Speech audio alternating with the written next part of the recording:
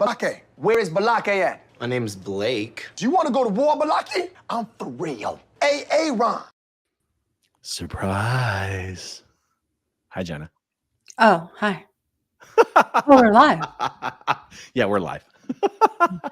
Hi, everyone. O to the M to the G. The title of today's video is They Will Always Betray You.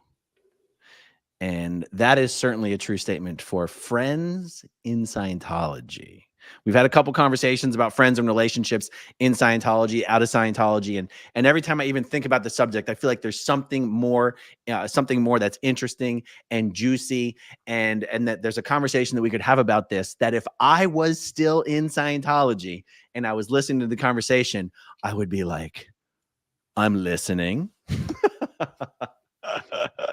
And if you don't mind, I'll just start off by saying, like, it just kind of occurred to me the other day that there are people who've been born and raised in Scientology and have spent the vast majority of their life either on staff or in the Sea Org, and they literally don't even have a concept of what a real friend would be or look like, or how they would behave, or how you could trust someone that deeply. And like, there's no concept. And I'm making an absolute statement, right? So it might be interesting for us to give anecdotes of people that we did think were real friends in Scientology. But it just dawned on me the other day that, like, oh my God, one of the greatest things about leaving Scientology is being able to actually have friends who you can actually trust, who you can actually confide in, who you can actually open up to, and you're not self-censoring because they're going to go run off and throw you under the bus to the ethics officer the next time they're in lower conditions, or they're going to get off your overts the next time they're stuck in session and can't think of anything, or, et cetera, et cetera, et cetera. Right. What are some of your, like, your first high level thoughts on this subject? When you were just talking about it, I was also thinking that on some level in Scientology, you also don't tell your friends things because you don't want to put them in a bad position as well, where they get in trouble for knowing it, or they are torn between having to report you. So there's just so many levels to it, and in the end, it's kind of like the message is that, like, you're on your own. And I think that in life, the most important thing we have are our relationships. That's the thing that you're going to regret when you're dying, not having more of, not having the best relationships, or not putting more time into the relationships that you have. And they're also what makes for a happy life, are good relationships. So it seems like just a little subject, friends, but it's everything. And when you're there, you're just kind of taught that you're on your own. You only have you're the only one looking out for you. And that's pretty lonely and crappy feeling. Yeah. Now, I know when we were talking about this earlier, you had mentioned, if I'm remembering correctly, it's like there's a gajillion scenarios you can think of where someone wasn't really your true friend. But what stands out in your memory the most is times when people were actually your true friend. And it's kind of interesting to even consider how such a thing would be possible, or how you would have experienced it that way in a situation where everyone's expected to be snitching on each other at all times. So, like, what's a memory you can think of where it did seem like someone that you were in the Sea Org with was like a true, real friend? Yeah. So there's this one incident that happened that I remember very clearly. It was just a couple years before I left. And there was a girl I was friends with, and she was a kid with me at the ranch. So I had known her probably since I was 6 years old. And then later she was in Florida with me when we were about 15. And then later she was in LA with me. And this happened in LA. And basically, when my parents had left the Sea Org and Scientology, I wasn't allowed to tell anybody. it was considered like I would get assigned a lower condition. It was considered out security if I told people, just because it would be like bad PR. And it was hard because everybody knew who my parents were and people asked about them constantly. And so, but I would get in big trouble if I told anyone. I was not allowed to, and I would get security checked on it constantly. And so this girl, she was my friend from when we were little, and I told her, like, and she had told me actually that her dad had left as well. And we sort of like would talk about it like she was like one of the only people I could tell this to. And it was kind of a big deal. It explained why I was even in LA in the first place. And then something happened when I got in trouble, and the RTC representative, she's like, was the senior most executive on the base. She asked me if I had told this girl about my parents, and I said no. And she was like, okay. And then later she came back to me and said that, well, we found out from her that you did tell her. But then later when I saw my friend, she said, I can't believe you told. I was never going to tell. And I said, I didn't. And she was like, oh, they told me that you told. I never would have said anything. Oh, they did the classic police interrogation strategy. They Yeah, lied to you about what other people, they lied to you that your friend already said that you did it. exactly. Yeah. So it was so like kind of sad because we both got in trouble, but I honestly made us more friends later. They actually moved her to like, so I was at Middle Management, which is on Hollywood Boulevard, and they moved her to L. Ron Hubbard Way, all because of this. All so that we couldn't be friends together. Literally, that was the only reason they moved her. They moved her to SEMO Pack. Wow. But I just remember thinking like, wow, that is so cool that So she did that. she was being a real friend. Yeah, totally. Yeah.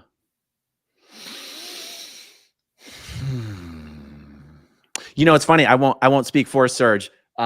There's two people that you and I both know that Serge has told us that when he was in the Sea Org, these two people, they were well-known Sea Org members, but the three of them had a pact. And it was like, say nothing. Like, it's just like no cracks in the armor. Our agreement is none of the three of us will ever admit to anything any of us have ever done that we would, that would be against the rules. Right. Yeah. And still, I wonder, because one of those people is someone I never liked. In fact, I very, very, very much dislike him. So this is an example of like mutual, what's the word I want to say here? Agreeing to protect each other. And in a sense, that is being a friend. Yeah. But also not really discussing the details. But also, I wonder if that also translated into being a real friend in other ways, or if it was just that limited scope. I guess it doesn't really matter. The point is that even living within, because it's hard for me. I mean, we can use first names. No one really knows. It wouldn't even matter if we used the whole name. I just don't have Serge's permission to do so. But, Jonathan, you know who I'm talking about when I say Jonathan. Yeah. I think Jonathan isn't capable of being a true friend to anybody. I think he's a despicable and vile human being. But it is interesting that in the spirit of self-preservation, which I think is the word I was looking for, they agreed to have this pact, and they did stick to the pact. Right. Yeah. And I wonder if that was, because he also needed that.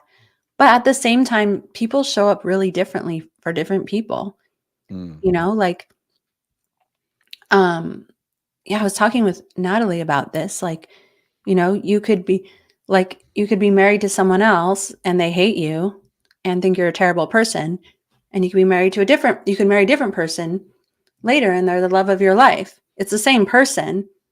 So it's just kind of like what fits with you, or maybe the things that they've learned since then. And so who's the same person? Meaning like Jonathan could be like someone who was good for Serge and something about them jibed together, but he could be like a total dick to somebody else because that person, whatever it was, didn't bring out the best in him. Like maybe for some reason someone else did, or there's just instances like where people, this is a bad example, but were nice to me and were really mean to other people. But that's, probably may have been because of my name. So that's a little bit different, but Hmm. Hold on a second. There we okay, I have go. to cough. Sorry, everyone.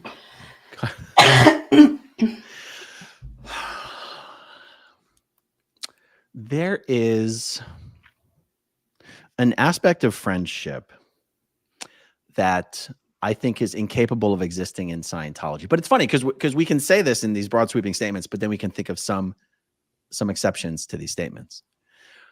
Where Scientology has this particular principle where, let's say you've got your friend and they're a very good friend, and they've confided in you that they've done something that maybe the people in charge would not approve of. Mhm. And let's say it's not like a crime. It's not like the person stole. It's not like the person, it was just, they did something that was technically against the rules. Right. Who knows? Yeah. Maybe they watched a movie at night before going to bed. Like something, for this purpose of this example, something stupid. Right. Mhm. And a normal friend would just be a friend and Mhm. just be the person that it's okay to talk to and share things with. And yet in Scientology, there's this principle that you're actually helping your friend by turning them in, because breaking the rules is a destructive act, and it's called an overt.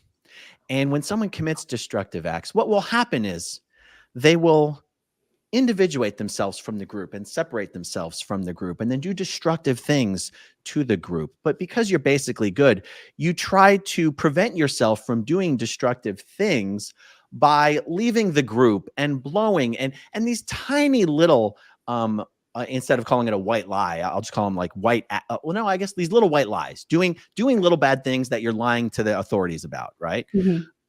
That eventually these things will accumulate and collect.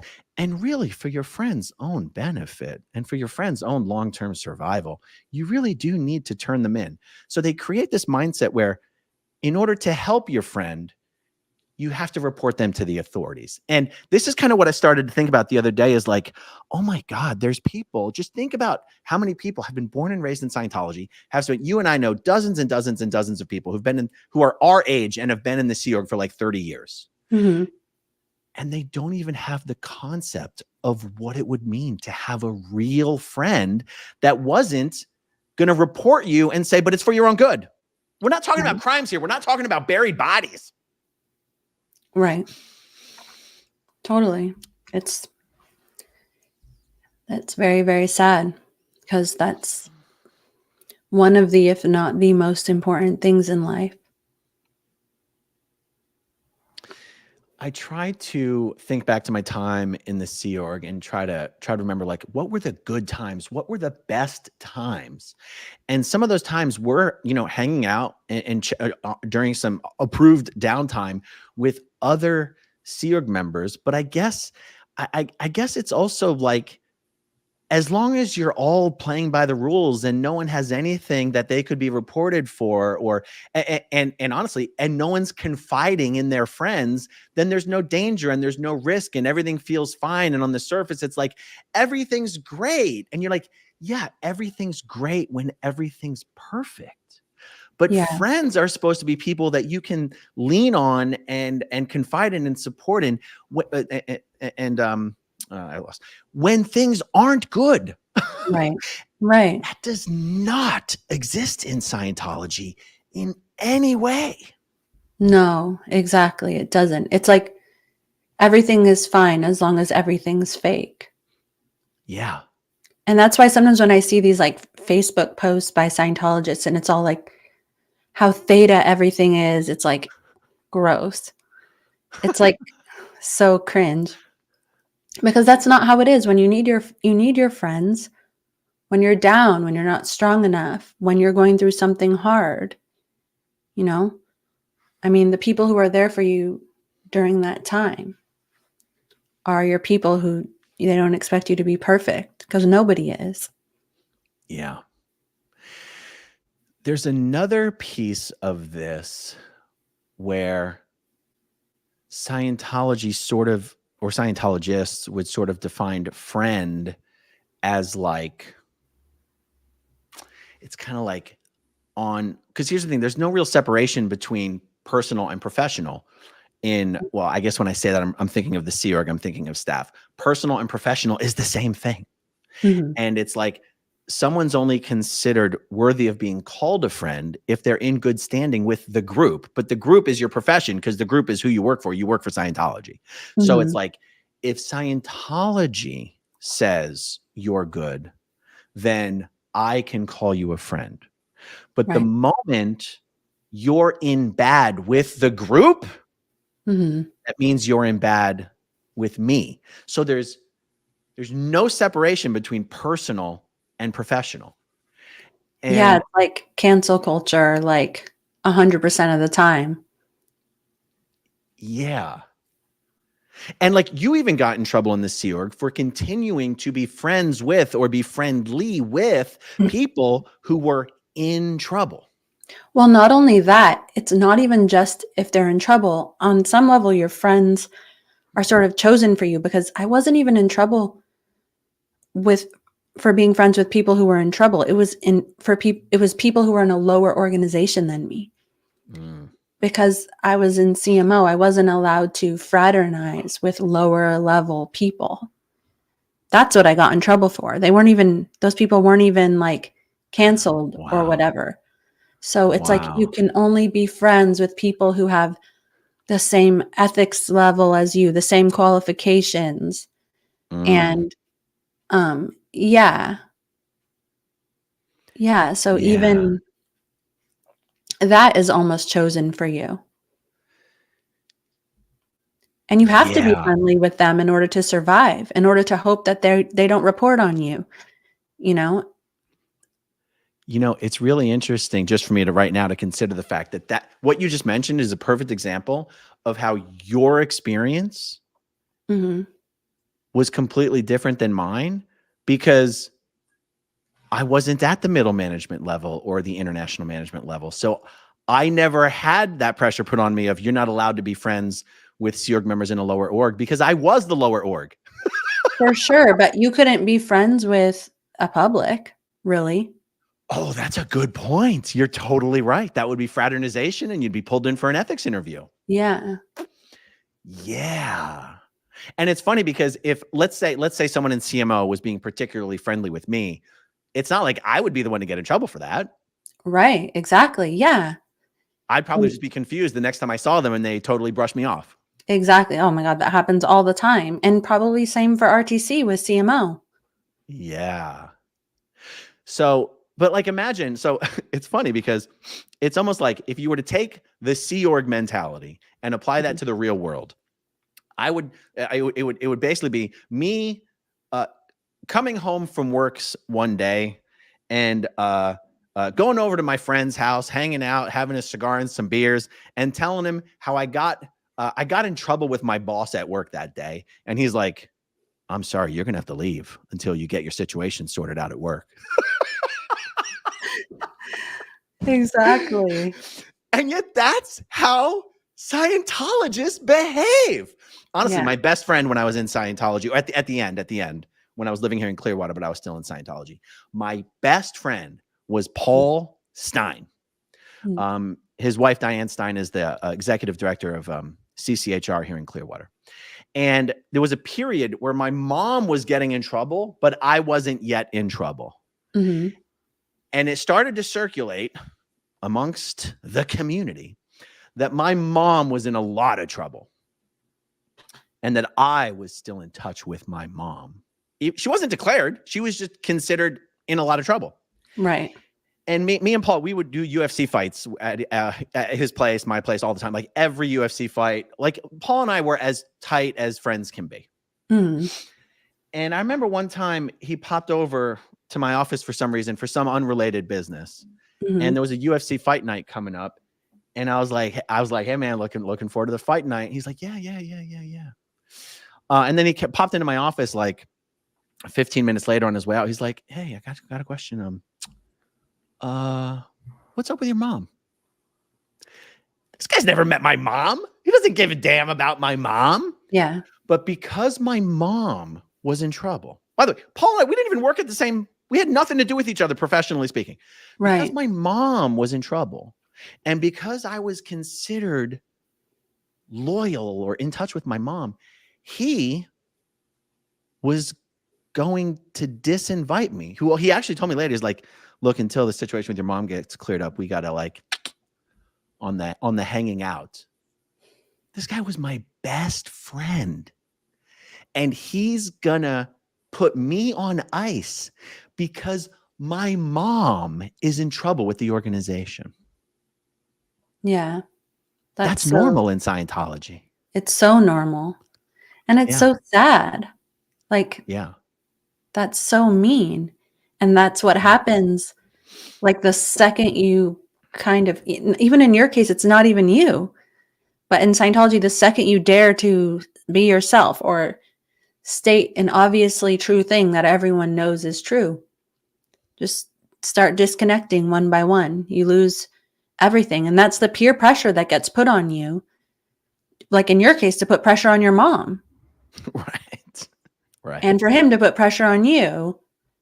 Yeah. And, you know, that's why it's hard for people to leave. That's why it's hard to, you know, it ruins your whole social network. It ruins your friend, all of your friends. It ruins your whole life, your job and everything. That's a lot to lose. Yeah.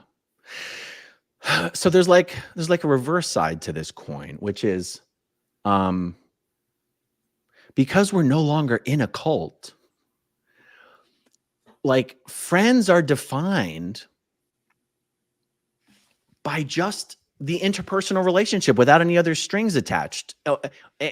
And so what that means, it means a couple different things. That you don't have to have a shared history with me to be my very good friend. And having a shared history with me doesn't make you my friend. Right. You're my friend if you're my friend. And you behave accordingly. And I'm a fiercely devoted and loyal friend. Right. And you know, this is an interesting topic to discuss because, you know, in what we kind of generally refer to as the SPTV community, you know, there's people who have a history of being in Scientology, and there's a ton more people, numerically speaking, a ton more people who are a part of this community who've never had any prior experience with Scientology. And I consider there's many people in this community who've never had any prior experience with Scientology, who I consider to be dear and loyal friends. Whereas there's people in this community who've had a long history with Scientology who I don't consider to be friends at all, because I no longer define a friend as what your relationship is to the organization. Right. And I think, oh shoot, I just like knocked my desk. I think that's just an important thing to comment on, because you know, recently there was a situation where a former Scientologist who's a member of our community was behaving pretty badly with a bunch of people who have not had a history of being in Scientology.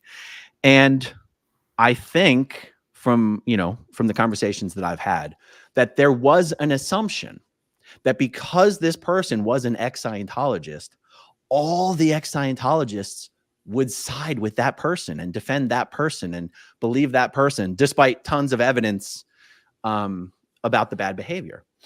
And it occurred to me that I think it's important for people in this community to understand that, like, I personally, I consider everyone in this community to be equal. There's not, former Sea Org members are not senior to, more important, or more special than former staff members, who are not senior to or more important or more special than former public, who are not senior to or more special or more important than people in this community who have never been involved in Scientology. I consider us all equal. Right. I agree.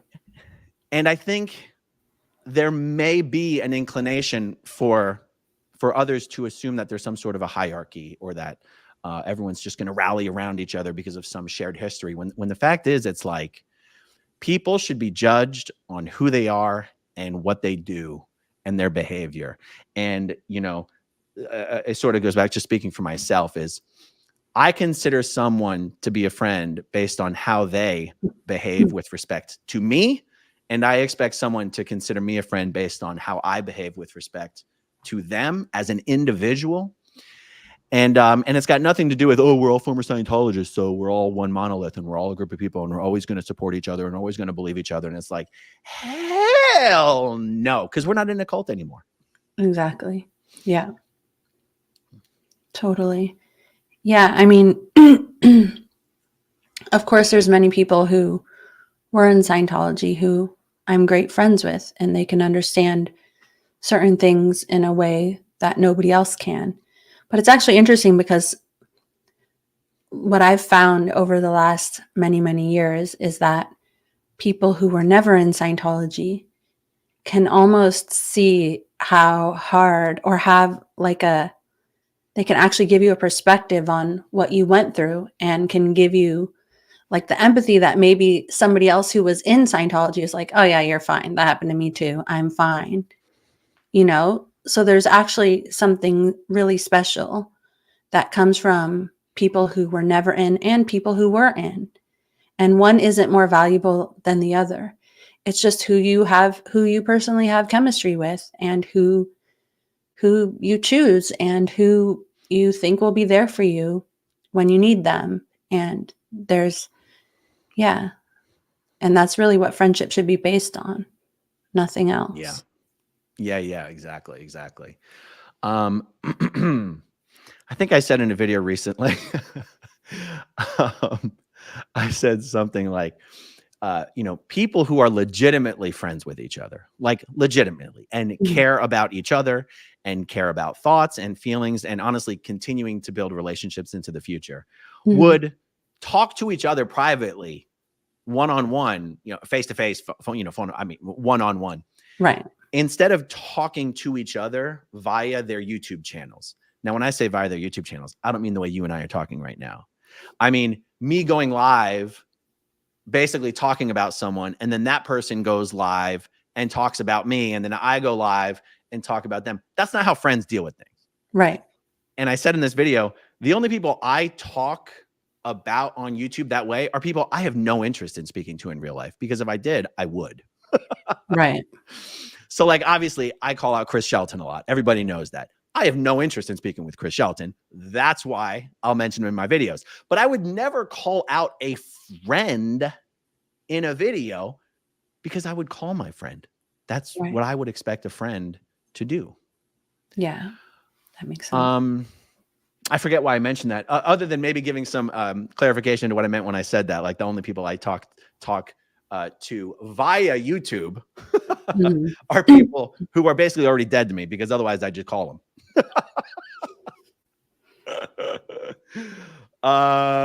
Let's see. I'm keeping my eye on this live chat, even though I know Barb's in there starring stuff. What else? I feel like there's so much we could say on, because it's such a powerful subject. Like, friends are everything. I know some people say family is everything, but honestly, just because someone's your family member doesn't even mean they care about you. So is family really everything? I don't know. I know what people mean when they say that, but honestly, that's why, like, your friends are kind of your chosen family. Exactly. Yeah. They're not the ones you have to, like, you're obliged to, right, hang out with. It's people who are, I don't know, it's kind of like falling in love. Like, it's like someone who you meet, who you just click with, and it's like the most beautiful thing.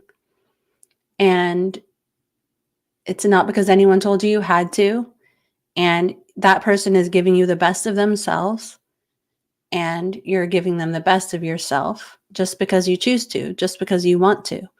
It's the best of humanity. Yeah.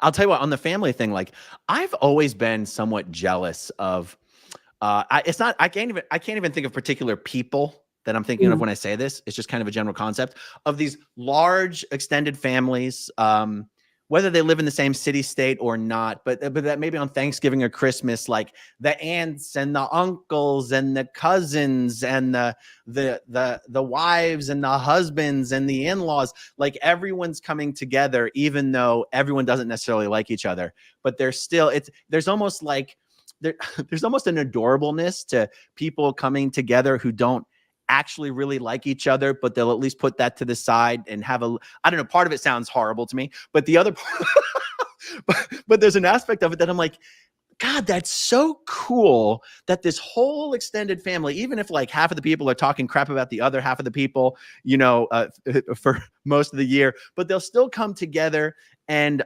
share space and talk to each other and laugh. And it's like, oh, that's Uncle Joey. He's just, whatever. I don't know. I've always been sort of jealous of that.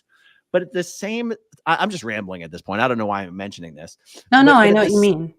But at the same time, I can't stand on having to share space with someone I don't like. So it's funny because in my head, I sort of romanticize how nice that would be to have that. But on the other hand, I'm like, yeah, but does it sound good? But in reality, it's pure hell. Yeah, I mean, my ex-husband has an enormous family. And so I did that for many years. And in many cases, they're wonderful and it was great. And then in other cases, you kind of realize that they're just as dysfunctional as your own family individually. And so it might look perfect and all that, but it's not as perfect as it looks. Yeah. I mean, but it kind of. Well, would you agree that one of the problems is, and I guess maybe everyone falls into this trap of feeling the need to pretend that everything's perfect? Definitely, yeah, and holding it on a pedestal. And actually, now I remember what I was about to say. I kind of like went blank a second ago. But so to me, what would happen in that situation is that I was putting energy into relationships with people who I didn't really click with, or not all of them, but because it was family, at the expense of people who would be there for me anytime I needed them. So it was almost like this trade-off, and I really should have been investing in the other one. And so I guess it's nice to have that occasionally, but when it's like every holiday, every birthday, everything, you're doing those things like it's almost like you have to choose. There's only so many years, there's only so much free time you have. And so you have to choose which bucket you put your energy into. And that's sort of what I regretted about that, although it's a lesson that I've learned. So I don't actually regret it, but it's just something that I learned that I try to take with me now. Yeah. It's funny, even that example I gave of people coming together for a holiday meal. Like, here's an anecdote. So like before I was ever officially declared, Heather and I were, as always, planning on going to Thanksgiving dinner at her folks' place. And at this time, one of her sisters was in the Sea Org, and that sister was married to a guy named Tom Sledge. And her sister is Erica Sledge, maiden name Erica Tozier. And what happened is, and because Erica and Tom were in the Sea Org, the family never saw them except for like Thanksgiving and Christmas. And people might go, I thought they didn't get off for Thanksgiving and Christmas. Because Flag is like 5 minutes away, it's easily worked out. Right. So what happened is, like 2 days before Thanksgiving, and because we almost never saw them, their presence is considered like sacred and valuable and very, very important. Erica called her dad, Heather's dad, Erica's dad and Heather's dad, and said, Tom will not come to Thanksgiving dinner if Aaron is there. Now you have to understand, Tom and I have never had beef, but the ethics officers had told Erica and Tom that my mom was declared and I was suspected of being in touch with her and all of this stuff. I had not received the COMEV. I had not been declared, but Tom says, I'm not going to Thanksgiving dinner if Aaron is there. And so Erica basically says, and if Tom's not going, I'm not going. Mm. So Heather and I get disinvited. Heather and I and our kids get disinvited from Thanksgiving dinner. Like, Oh my this is the God. Scientology version of the dysfunctional family all comes together on the holidays, no matter how they feel about each other. Not in Scientology. You can be disinvited from Thanksgiving dinner because the ethics officer said there might be something a little fishy going on with you. That's so cruel. It's crazy. And yet that example I just gave, every Scientologist would be like, that checks out. Oh, totally. Absolutely. Yeah. I mean, not on that same level, but just for years after my ex-husband and I left Scientology, like just going over there for Thanksgiving and meals and stuff, it was just like terribly awkward. We were like the black sheep. And I guess we're lucky that we got to go at all. Unlike like we didn't get kicked out. But it was at some point, it was like, I would rather be kicked out than sit here in this terrible awkwardness with people who I don't like, who don't like me, you know? So I guess that's the type of thing that makes me like, yeah, family sometimes really sucks and friends are everything. And I know this is like such a dumb thing, like it's not even important, but like when I would come to Thanksgiving and I would like bring the best of me, like I would bring flowers and I would bake all the pies and I would bring bread. And it was like I would get there and it would be like, oh, good, let's put these flowers out of the way over here so they're not in the way. And then it would be like, oh, this pie would be really good if you also put this in it. And I was like, fuck you guys. You didn't fucking make any pies. I worked my ass off for this. And then when I like go to my friend Marlena's house, it's like she like gets the flowers and she puts them in the middle of the table and she's like tells everyone, she's like, you guys, Jenna grew these flowers. And it's just a totally different vibe. And it's not that they're wrong. Like they don't care about flowers. They're whatever I'm into. Like I'm just not their people. But when I go to my friend's house, it's like she's like just so happy to have me be there. It's like just it's just totally different. Yeah. Yeah. Yeah. And again, I hope I'm not repeating myself here too much, but it just brings me back to the fact that in Scientology, you are only considered as valuable as the organization considers you to be valuable. And when the organization considers you no longer valuable or good, that's how everyone else is expected to treat you. And that's kind of where I'm coming from when I say, there's no such thing as a real friend in Scientology. And yet I realize we can come up with plenty of exceptions to that statement.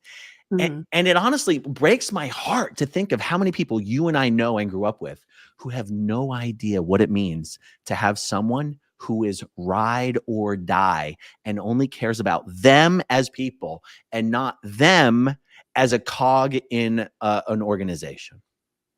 Absolutely. Yeah.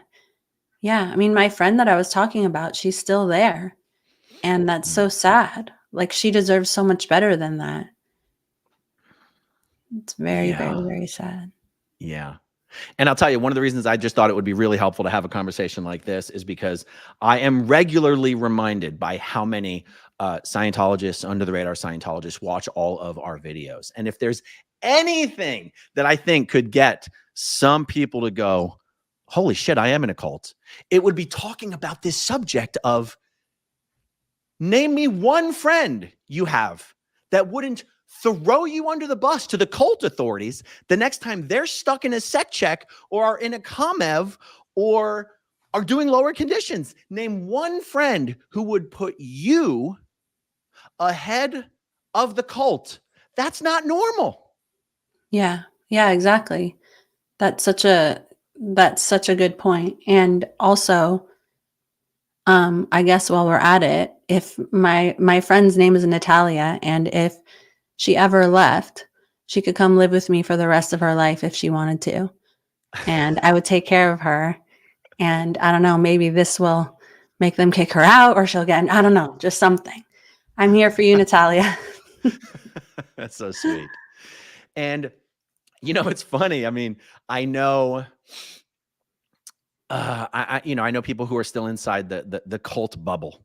They think, well, the people who are inside the cult bubble who honestly knew us from back then, they don't think we're bad people. They know we're not bad people.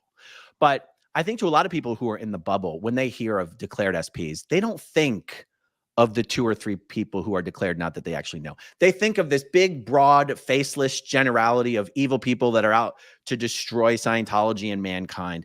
And, I guess I'm just, I just hope that I know that the percentage of Scientologists who actually end up watch who watch our videos, Mhm. that you really understand that out here in the real world, it's not tougher, harder, darker, meaner.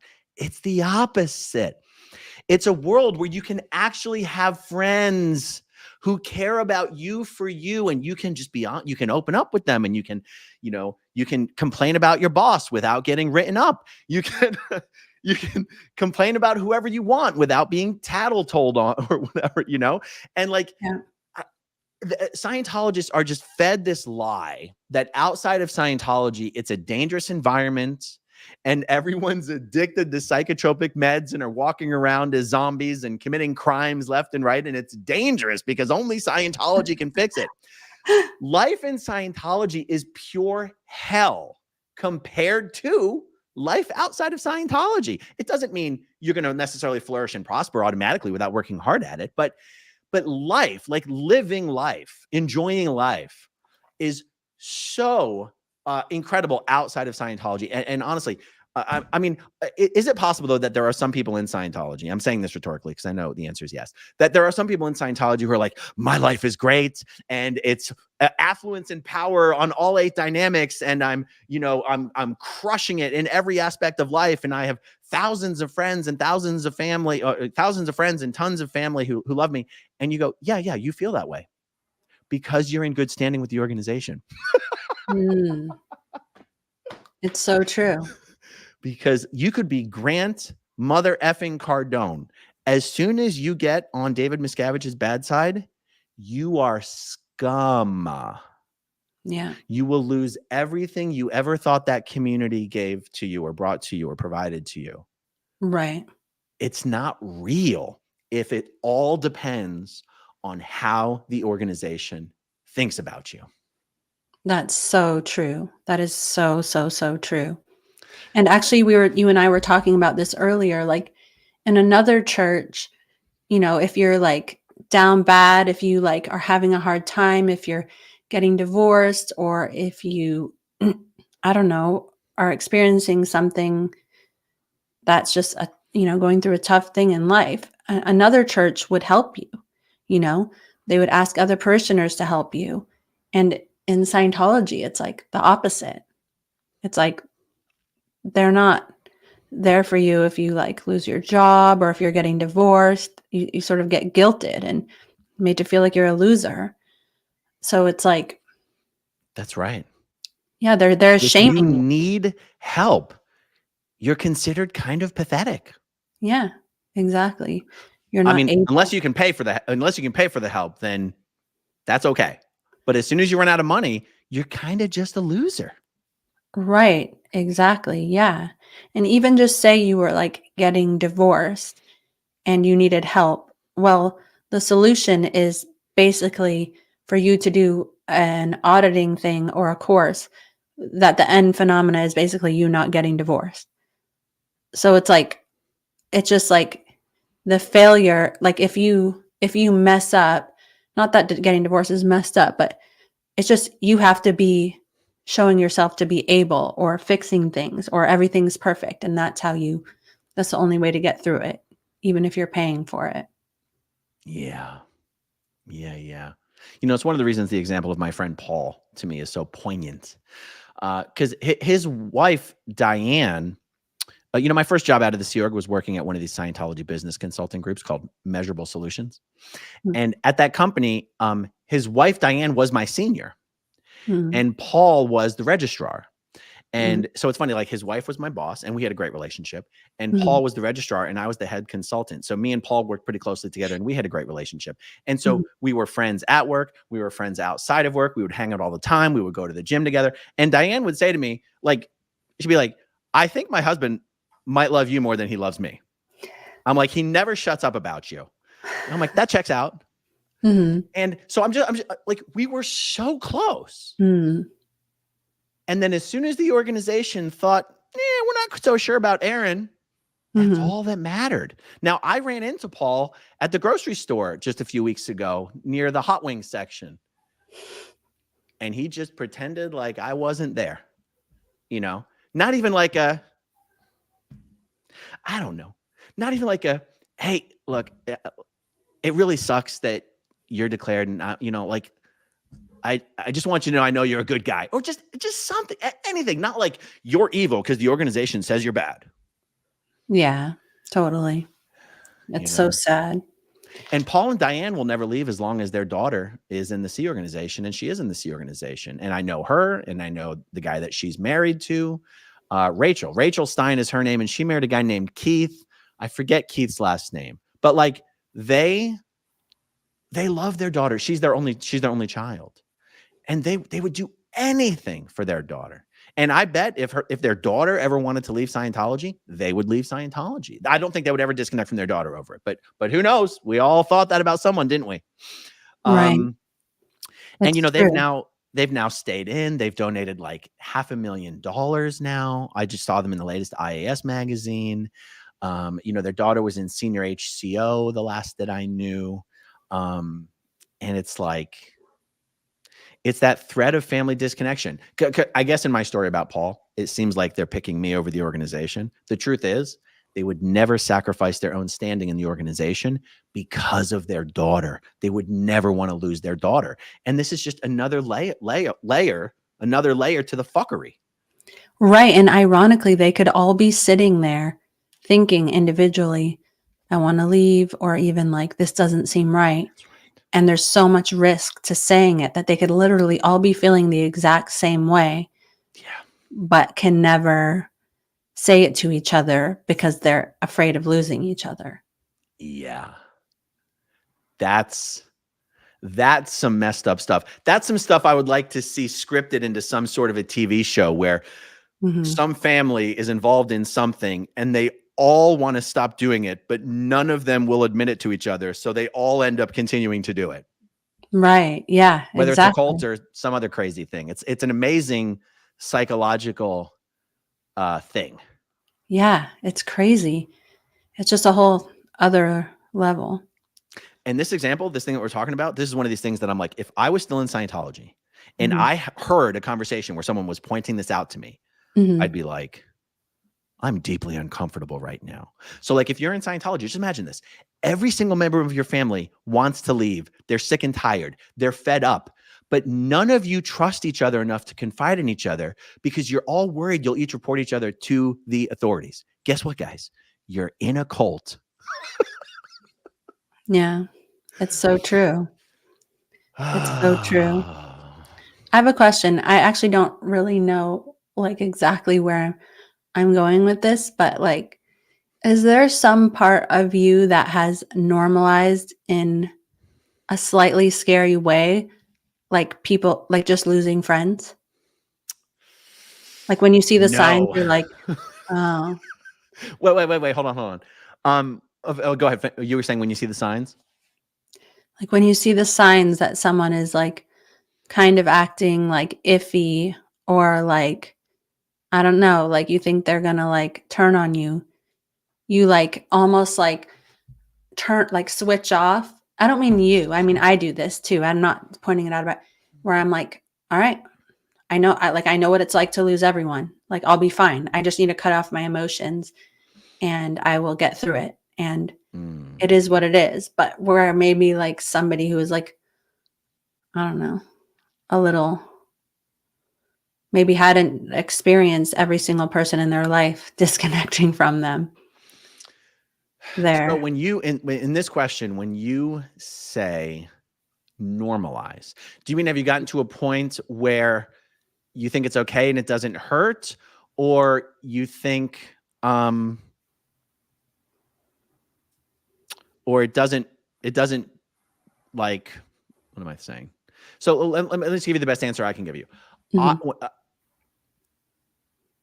like you said, when you're already accustomed to losing everything, Mm-hmm. it doesn't sting quite as bad. Mm-hmm. But I've never gotten to a point where I'm just okay with it. It's deeply hurtful. I don't Right. let it ruin my day or my month or my year. I don't really have a gear. I mean, you and I have discussed this endlessly. I don't have a gear of depression. Like I'm not like physically capable of being actually depressed. Mm-hmm. When I say physically, I mean like whatever chemicals are coursing through my brain. Mm-hmm. I can get angry. I can get anxious. I can Mm-hmm. get sad, Mm-hmm. but I don't get depressed. Now, so where am I going with this? So like, I guess I'm not sure what would qualify as normalized in this case. Mm-hmm. It's deeply troubling, and I'll spend a lot of time thinking on it, but I'm also capable of thinking about it to a point where I feel like I've kind of come to a resolution in my mind and I can move on. I don't know if that's normalized or not normalized, or I certainly don't think it's just the normal course of life to have really good friends turn on you. Like I don't feel like I've normalized that. Right. Right. Yeah. Or Especially maybe. since we're no longer in a cult and there's not really a great justification for it. Yeah. Yeah. Right. Yeah. I mean, I guess like an example that I can think of is like when I got divorced, I was like, I spent a lot of time with my ex-husband's family. And so, but I also was like, I kind of knew it was coming. So I had a lot of other friends as well. But I was like, I don't really talk to his family, but it's like I guess it's by choice at this point. I was just like, all right, bye. Like I'm like, and very few, like some people reached out to me, but I was just like, I don't want to be in a situation where they're, I don't know, they're closer with him. Like, I guess I don't want to have friends that are halfway, my friends, or they don't know who's like, I don't know. I'm not explaining it very good, but I feel like I'm like accustomed to having to cut people off or to be cut off from that. Maybe I actually preemptively cut people off because I'm like, all right, I'm not going to go through that anymore. Like, You know what I just realized though? what? As I was thinking about my answer to that question, it didn't occur. One of the things that made it harder for me to answer that question is I consider mere acquaintances to be friends. Mhm. It's Right. actually, I don't know if it's a good thing or a bad thing. And so when I do I too. have I don't know how many layers of friends or acquaintances. I don't know how many you could define, but like Mhm. my close friends turning on me, believe me, I'm not saying turning on me, but the relationship goes south. No, I've not normalized that. That's deeply, Right. deeply hurtful. That's terrible. Yeah. But I guess I have so many extended acquaintances, and I mean, you know me, I consider everyone to be a really good friend, even if I've only met them a few times. Right. Right. I'm similar. Yeah. And so I know I look distracted, but I keep seeing good comments that I want to star. And so I guess if we're talking about someone in that extended sphere, Mhm. and because that's what I was thinking of when you asked me that question, is that the hundreds or thousands of people who I consider friends. And if I see them, supporting someone who's attacking me or whatever, I don't know, I'm using like exaggerated language. I'll just be Yeah. like, you're fucking dead to me. Go on, bye. I don't want to have Right. anything to do with you ever again. And Yeah. it's kind of a severe reaction to someone who's only an acquaintance. But I guess my point is I'm not emotionally invested in that. Right. Yeah. Yeah. And I'm just wondering because I'm kind of similar in that way too. Like, I just But I wonder guess if that's that's a normal. Why would you byproduct. be emotionally invested in someone who's only an acquaintance? For sure. But just being like, you're dead to me. Like, is that, but I'm the same. I'm not judging you, but I'm the same. I'm like, Oh, you're commenting on the "you're dead to me" part of it. yes. I thought you were commenting on the not being emotionally invested part of it. Well, it's the same. It's not the same. Yeah. Why not? Well, because honestly, saying "you're dead to me" does sound like you were a little emotionally invested there, doesn't it? I see what you mean. Okay. Yeah. Yes. That's true. I guess maybe I'm a little more emotionally invested than I give myself credit for. I keep like almost knocking my desk over. I apologize, guys, for the shaky laptop camera. It's actually probably something I've always considered a virtue, but is probably honestly a bit naive of me to just consider anyone who hasn't hurt me as my friend. It's like, but it's such a nice way to go through life. It's such an I optimistic agree. look. I'm such a naturally upbeat, optimistic guy. Like, why would you want to think any other way? Everyone's my friend. Yeah, I think that way too. Like, I think that everyone is my friend, and I'm so excited. I guess, yeah. I guess it's like, so if, yeah, they do something like that, I guess I tend to be like, okay, well, goodbye. But I don't know if that's normal. Like, I'm just like, I don't know if it's normal to just be able to like, not really, really good friends, but just to be able to like Yeah. sort of shut that emotional door and be like, I'm not investing in that anymore. Like, and Yeah. have it be like night and day. And again, it's not with close friends, but it's just that's kind of exactly what happened in Scientology. So, Look at this. Yes. Aaron is Olaf. That is so freaking funny. God, that is so funny. I want to say some things that might be a tangent, but I feel like it's a fun thing to talk about. In the same way that I have this thing where like everyone's my friend, which is a naive way to go through life, but a fun way to go through life. I'm also not capable of being jealous of someone in a negative way. Like, and I will say, oh my God, I'm so jealous of this person. But that's like, oh my God, I'm so happy that they have that. And I would love to have it too. But like when I almost didn't realize that some people could be jealous in a way where they actually hate you or dislike you for, I don't know, some positive thing or some success. I'm not capable of feeling that.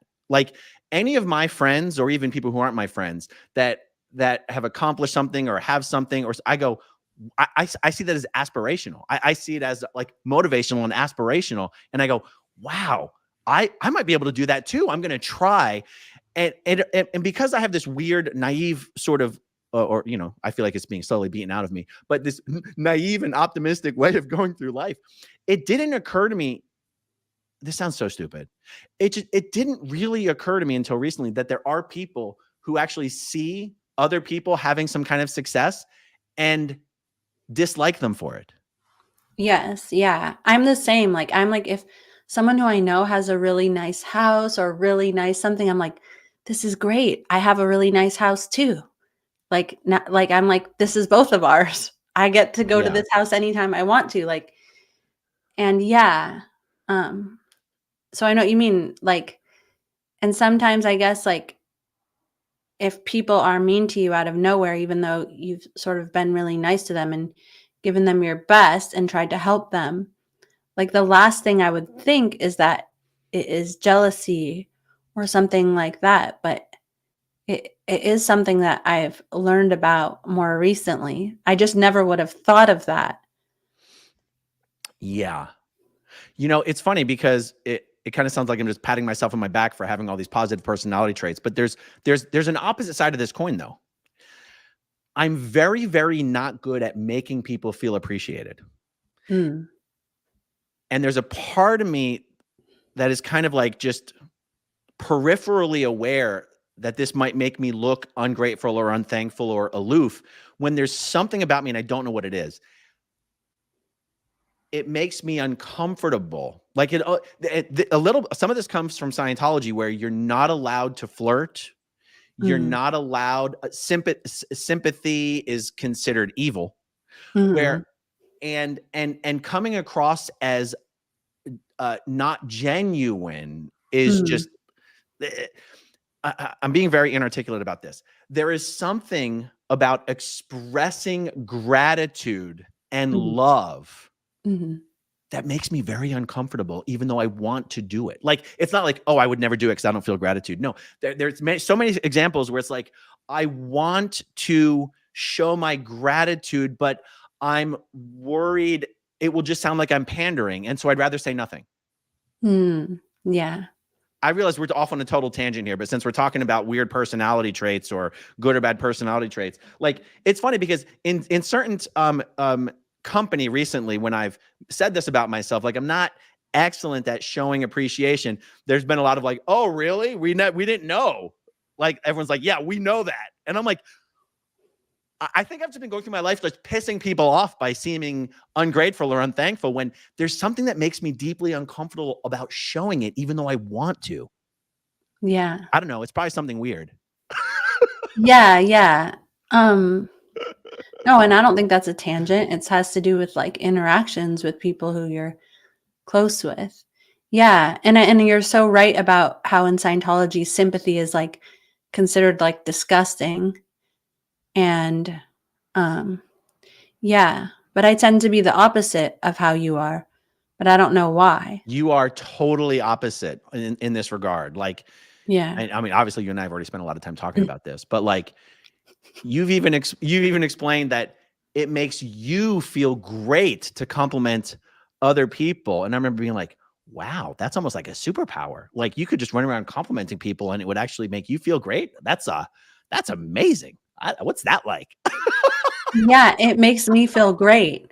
It's almost like you know how little things in life are like the most beautiful things, and you don't I'll have take to your word like, for that one. it's true. It's true. Like a cup of coffee or just like binge watching TV or just like Now you're little speaking my things. language. Yeah.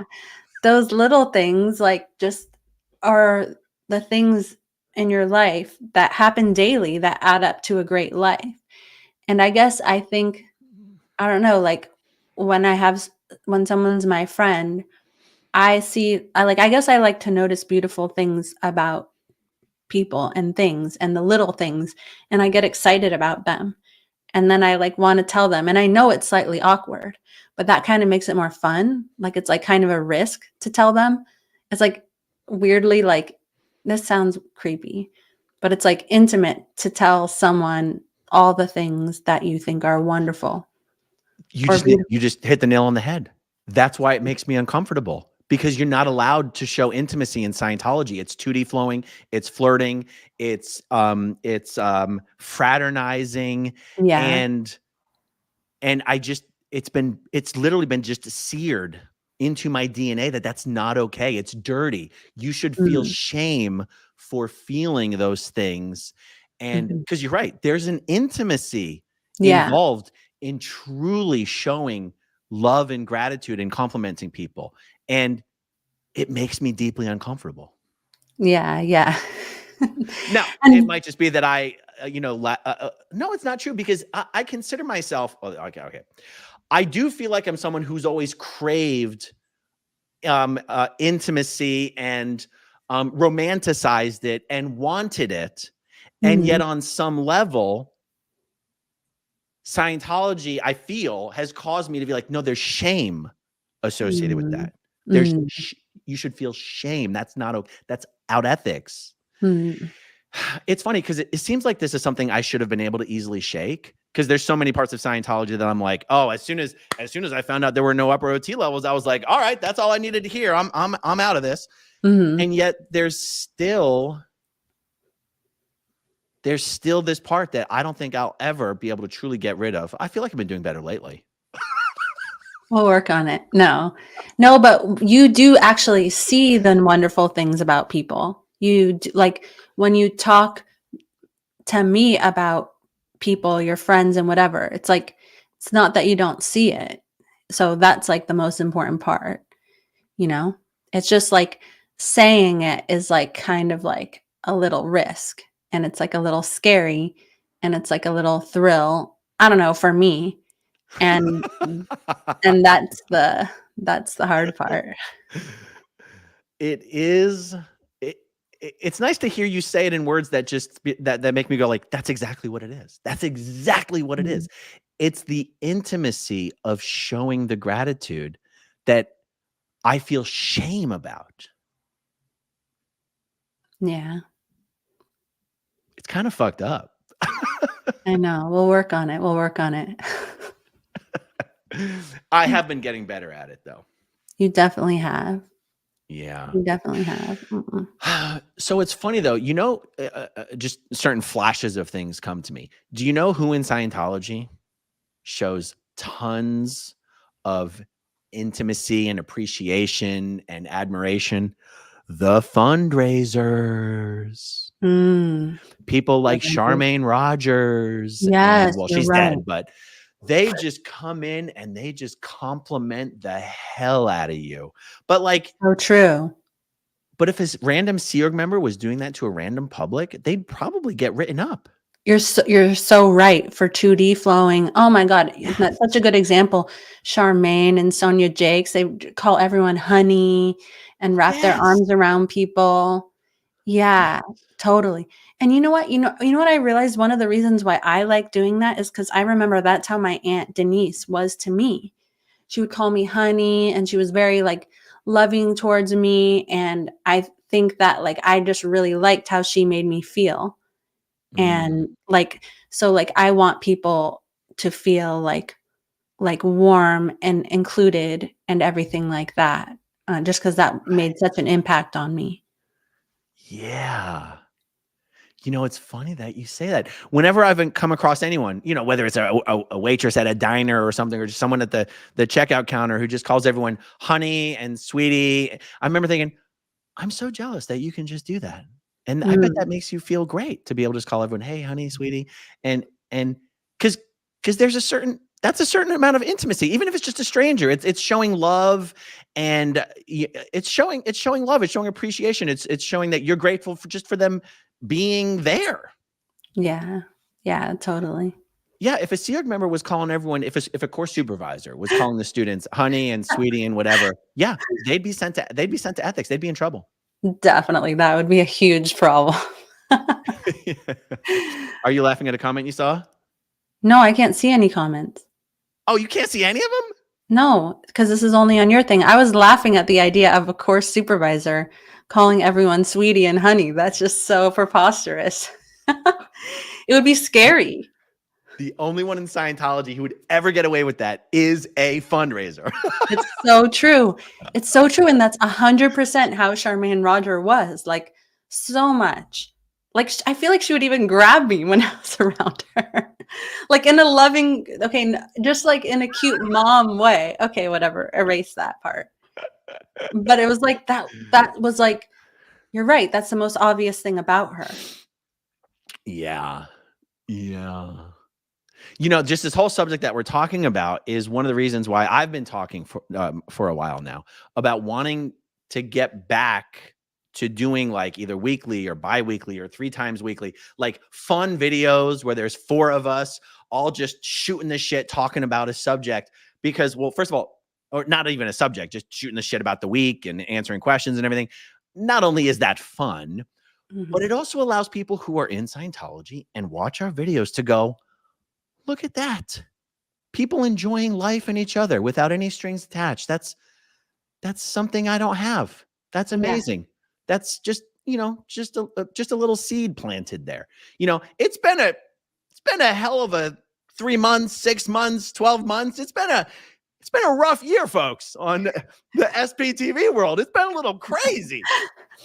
And I want to get back to the good times because I want people in Scientology to see it doesn't even matter all the bullshit that goes on. Like, we are here.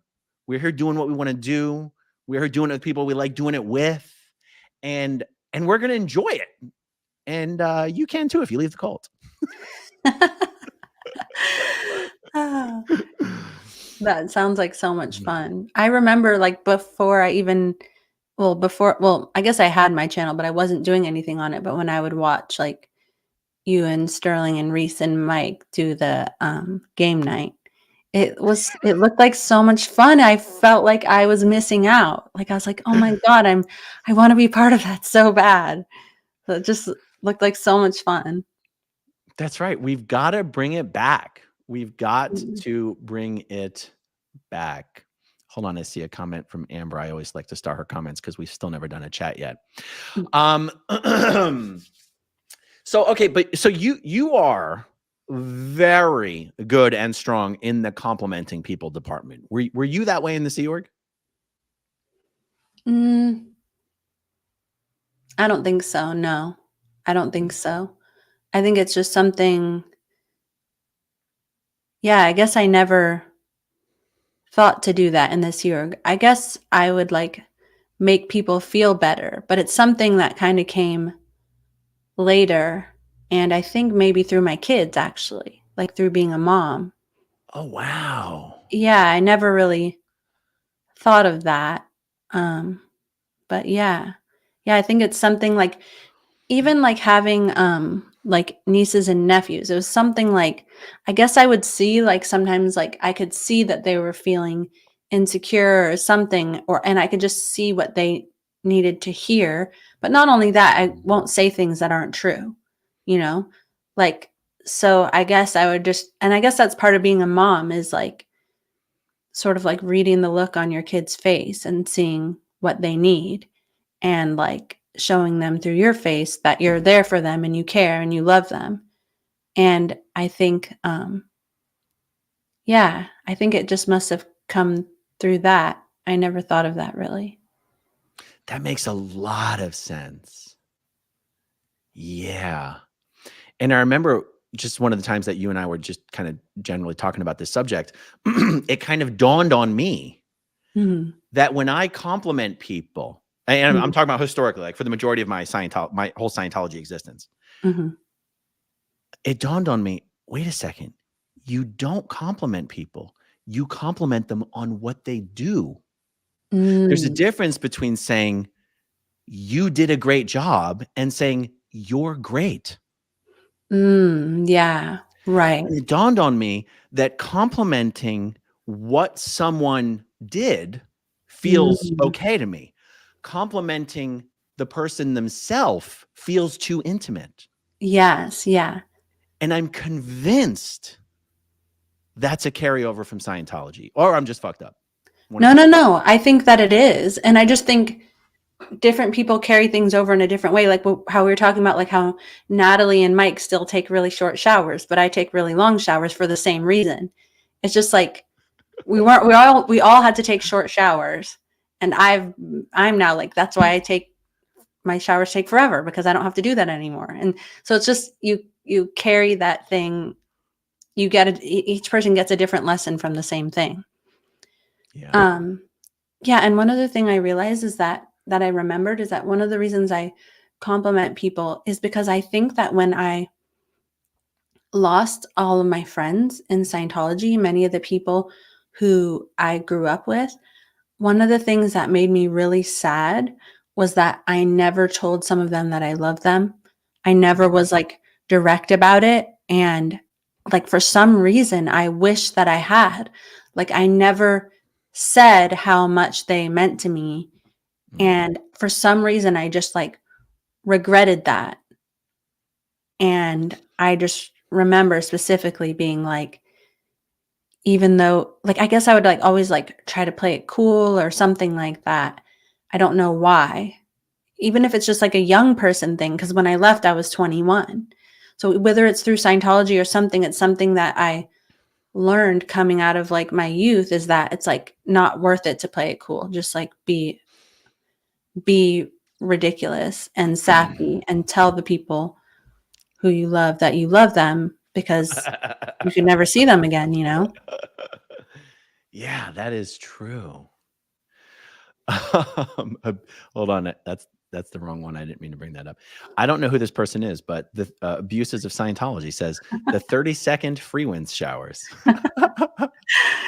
There was this girl at the ranch who was in the cadet org at the ship, and she like came to the ranch and she would like go in the shower and turn it on and turn it off and like wash her hair and then turn it on and turn it off. We were like, and then I guess that's what they had to do on the free ones. That's what we found out later. But we were like, oh my, we thought she was crazy at first.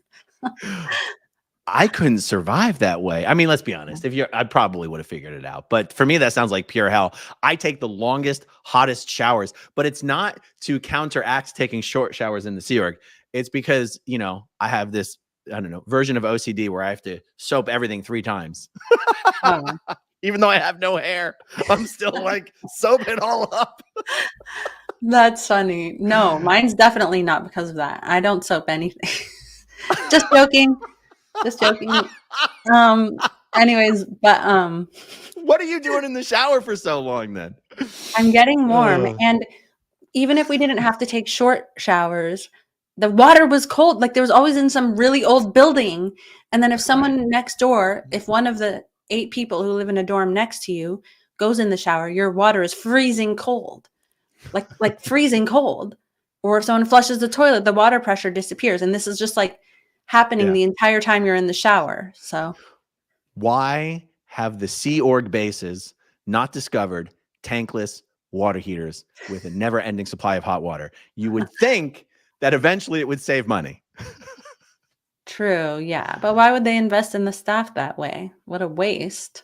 I don't know why I mean, a tankless isn't that much more expensive than a giant tank. But who knows? Those decisions don't have to make sense. That's true. Let's see. Let's check out some of the comments. We lost Barb about halfway through, but Oh no. I don't know what happened to Barb. I think she was coaching a soccer game, but you guys have to see Barb's new mohawk. It is amazing. Barb, if you're there, come back. I want to bring you up on screen. Okay, Jen, I'm never Chiswick. Oh, how do you think you say this one? Chiswick. I agree. Jen Chiswick, welcome. And Eat More Pizza Now. Gifted 5 channel memberships. Thank you so much. Eat More Pizza Now. Jenny says, I got my 3-year-old to say AA run. Degraded Daughter says, hey, Jenna. Hey, Aaron. Hey, how you doing? Okay, Rawson says, question, Aaron, you always used to say there can never be enough SPTV channels. The other day you said there were too many. Which is it? Good sir, I believe you are misremembering what I said. I did not say there is too many. I said even if there aren't any new ones, it doesn't matter. That doesn't mean there's too many. So if you look at like what's the purpose? What are we trying to accomplish? We're trying to accomplish getting as many voices and faces and stories on YouTube as possible. We're trying to absolutely stuff the Google webs, the interwebs, the YouTube search results with Scientology content from former Scientologists who are just telling it like it is and telling real stories in a relatable way that Scientology and faces Scientologists will recognize. All I said is there are enough channels right now that even if no one else started a channel, it would not matter. That doesn't mean we couldn't use 2 or 3 times the channels. It just doesn't matter because there's so many that, I mean, guys, there was a lot of stories being told when there was only 10 channels. Okay. There's like 100 now. So like saying that we have enough doesn't mean that there's too many, and it doesn't say we couldn't use more. It just says, if you look at what we're trying to accomplish, we've got enough. It's okay. That being said, we could still use 2 or 3 times more, and that would also be okay. Thank you, Rawson. How would they know? I don't know what this means, but Grandma Matilda, how would they know to ask you if you told her? Oh, this is your story about your friend who did you mute yourself? No. Oh, okay. How would they know to ask you if you told her? Oh, if your friend had not already ratted on you, why would they have suspected that you might have told your friend about your parents? I think it was because I was with her. Like, you know, when I was doing studies, I would do my drills with her. I would word clear with her. I would eat lunch with her. We slept in the same dorm. You know, we would ride the bus home together or walk home together. So I think on some level they were like, you guys seem really close, and they know that we've known each other. And so I think that they also knew that her dad had left. And so that's probably why they came to suspect that. And like I can also see myself being like because I constantly was asked, have you told anyone in a security check, in an interrogation? So I could see myself like maybe even like giving like some partial truth in it in order to get away with it, like being like, oh, I said to Natalia that I wasn't allowed, or that I couldn't answer the phone, or when Natalia asked me why I couldn't answer the phone, I said it was because of my parents. Like I might have like said half of it or something, like in order to get away from saying the whole thing. And then I guess that's pretty stupid, but maybe they would have taken Yeah. it from there. I was young. Okay. Okay. Anon says, I've been betrayed quite a few times by family and friends after confiding in them. I've learned to keep quiet. I don't trust anyone in Scientology. Snitching to a church ruins relationships. Mm, Yeah, totally. yeah. Okay, Casey says, I wonder if there's a difference for Jenna's trust of friends from the ranch as they grew up separated from nuclear families versus other second gens growing up with their families. Yeah, maybe. That's a good point. Let me read this again. I wonder if there's a difference for Jenna's trust of friends from the ranch as they grew up. Oh, I see. Yeah. So Your some friends were your family, literally, because your family wasn't there. right. Yeah. We didn't like live in a house together. We didn't like, we just saw each other for a few hours, like one day a week. And even that, it was mostly just my dad. Or maybe other second gen Scientologists actually did live in a house with their parents and siblings. So it's a little bit different. Like, because in the end, my friends were the people who I lived with. I like lived in a house with them all the time. Right. So it's like kind of the same as being a sibling. It's true. It's Yeah. true. And the friends that I made in Scientology, well, I say in the Sea Org, even though I wasn't a Sea Org member at the time. But when I was training at Flag from 93 to 96, the friends that I made during that time Mm-hmm. are still some of the people about whom I have the fondest memories and just wish to God they would leave Scientology. I mean, Daniel Presta is mainly who I'm talking about. Yeah. But there's, Justin Farmer. Well, why is Justin Farmer not out of Scientology? I mean, Yeah. or if he is, why do we not know about it? Like, Yeah. I don't know. Did you know Justin? No, I didn't. You've mentioned him before, but I mean, I love Justin like I loved my friend Paul Stein. Like, it's just I couldn't be closer with a person, yeah. a Mhm. guy. And I'm just trying to think from that time. It's funny, there's other people there during that time who I actually kind of despise. Eric Martinez, Ryan Myers, don't care for them at all. For sure. Yeah. Same. There's someone who's sort of in the in-between area where like I know they're a great guy and I think they could still be a great guy, like Gabe Matoyer. Did you know Gabriel Matoyer? Yeah. Yeah. He was from like Mountain View. No, he was Oh, from no, I know what you're talking New about. York. Yeah. Yeah. He had like really curly hair and freckles. Yeah, and then he joined the Sea Org. He became a superpower recruiter or something Yeah. And like he that. married Sally Toffer. Did he marry a Toffer? Yeah. You're kidding. Yeah, he did. Like, I know all the Toffer brothers. I didn't know there was a sister. Is it like Jack Toffer, Simon Toffer, their Quinn. sister? Yeah, Sally. Quinn? Yeah. I had no idea. Sally. Yeah, yeah. Wow. I'm trying to think of some other like people. And also like this is ancient history. We have no idea what these people are like now. But Right. I don't know. I don't know. Do you think people drastically change as they age? I don't know. Like if someone was a good guy then, are they still a good guy or could they just be permanently screwed up from the cult? It's I don't so know. hard. Yeah. I mean, I just think it depends on the age, but I mean, I kind of think you're mostly the same person like after you are, I don't know, like 20 something. And with obviously some changes, things, certain events in life change you. But I think that maybe you're mostly the same person after that. Yeah. I don't You know know. who was just always kind of a breath of fresh air, but also an authoritarian or a disciplinarian when needed, but who I'd love to know whatever happened to them. Nikki Erickson. She was such a sweetheart. Yeah, she totally was. I loved her. She was Yeah. awesome. I haven't heard anything about her. Could she even possibly still be in Scientology? If anyone out there in the world of Scientology knows, Nikki Erickson, she married Gualtiero Mariani, but they're long since divorced. So Nikki's got to be married to somebody, but her maiden name was Nikki Erickson. And I don't know. We were little kids back then. She couldn't have been more than maybe 10 years older than us, right? I mean, I don't know. She was more than 10 years older than us. Yeah. I don't know. Everyone seems so old to me. I thought you were like 10 years older than me. What? Because you were like tall and like talked like nerdy. With a squeaky voice? No, not with a squeaky voice. You were like Do you, talked really fast, like you were like smart and like so I was like thought that you were much older. so you mean just like now? Do you remember? Well, were you in the course room one time? Because remember, I was like 13 back then, and they were doing roll call, and they called my name, and I was like, "Here!" Like my voice squeaked. It was like the most embarrassing thing ever. No, I don't remember that. The whole course room started laughing. I was like, "Oh my god, fucking kill me right now!" That's a little boy thing.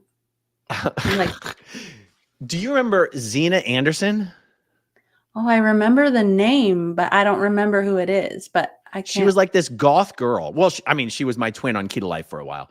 But her mom was an auditor at Celebrity Center, and Xena was like this goth girl. She had like these giant platform Doc Martens and she had this whole goth thing going on, and it was weird for a young Scientology girl to have that thing going on because that's considered kind of out of valence. Yeah. But so you didn't actually know her? I think if you like, I remember her name, but there's just so many people. And I'm starting to feel sad that I forget people's names. Someone was reading me a bunch of names the other day, and I was like, gosh, I know the name, but I forget the face. But there were some people that had the goth thing going on, though, some public. Like there was a few of them. And I had never been around like any public or people who weren't in Scientology or anyone who had been in contact with the outside world. I really hadn't been. And so like I would be kind of scared of them. Well, like you I did have a remember fear of vampires. I remember Alex Meyer. Do you remember? I know he's the RPFIC at PAC, but he was a public at Flag, and he had like long hair and like would wear like Doc Martens and all this stuff. And one time I was kind of scared of him, and I like got stuck in the elevator with him, and it was just me and him because I would like ride the elevators. I thought it was fun. And he like knew it because I was like staring at him, and he came into the elevator and he like pushed the button, and he looked at me and he was like, push the button like multiple times, and the door shut, and I was just like silent the whole time. It's funny. It never occurred to me that Alex Meyer was ever a public. I just figured it was one of these kids that was just born into the Sea Org. Oh no. He was so militant and like such a believer. I'm like, oh God, even I couldn't stand him. Oh yeah. No, he was friends with like Emily and Valerie, Emily Jones, Phil Jones' daughter. Oh really? Oh, you mean as public? Yeah, as public. Oh, interesting. All right, Nat Cat 180. Good to see you, Nat Cat. Question: betrayal always hurts, no matter what. But do you feel it's worse now living in the real world, or when you were in, as it was to be expected with KRs? Oh, I got to tell you, I was always furious when I would get KRs from people who I thought were my friends. Furious. Yeah. Yeah, that's a good question, though. I mean, I guess it hasn't happened too much in the regular world.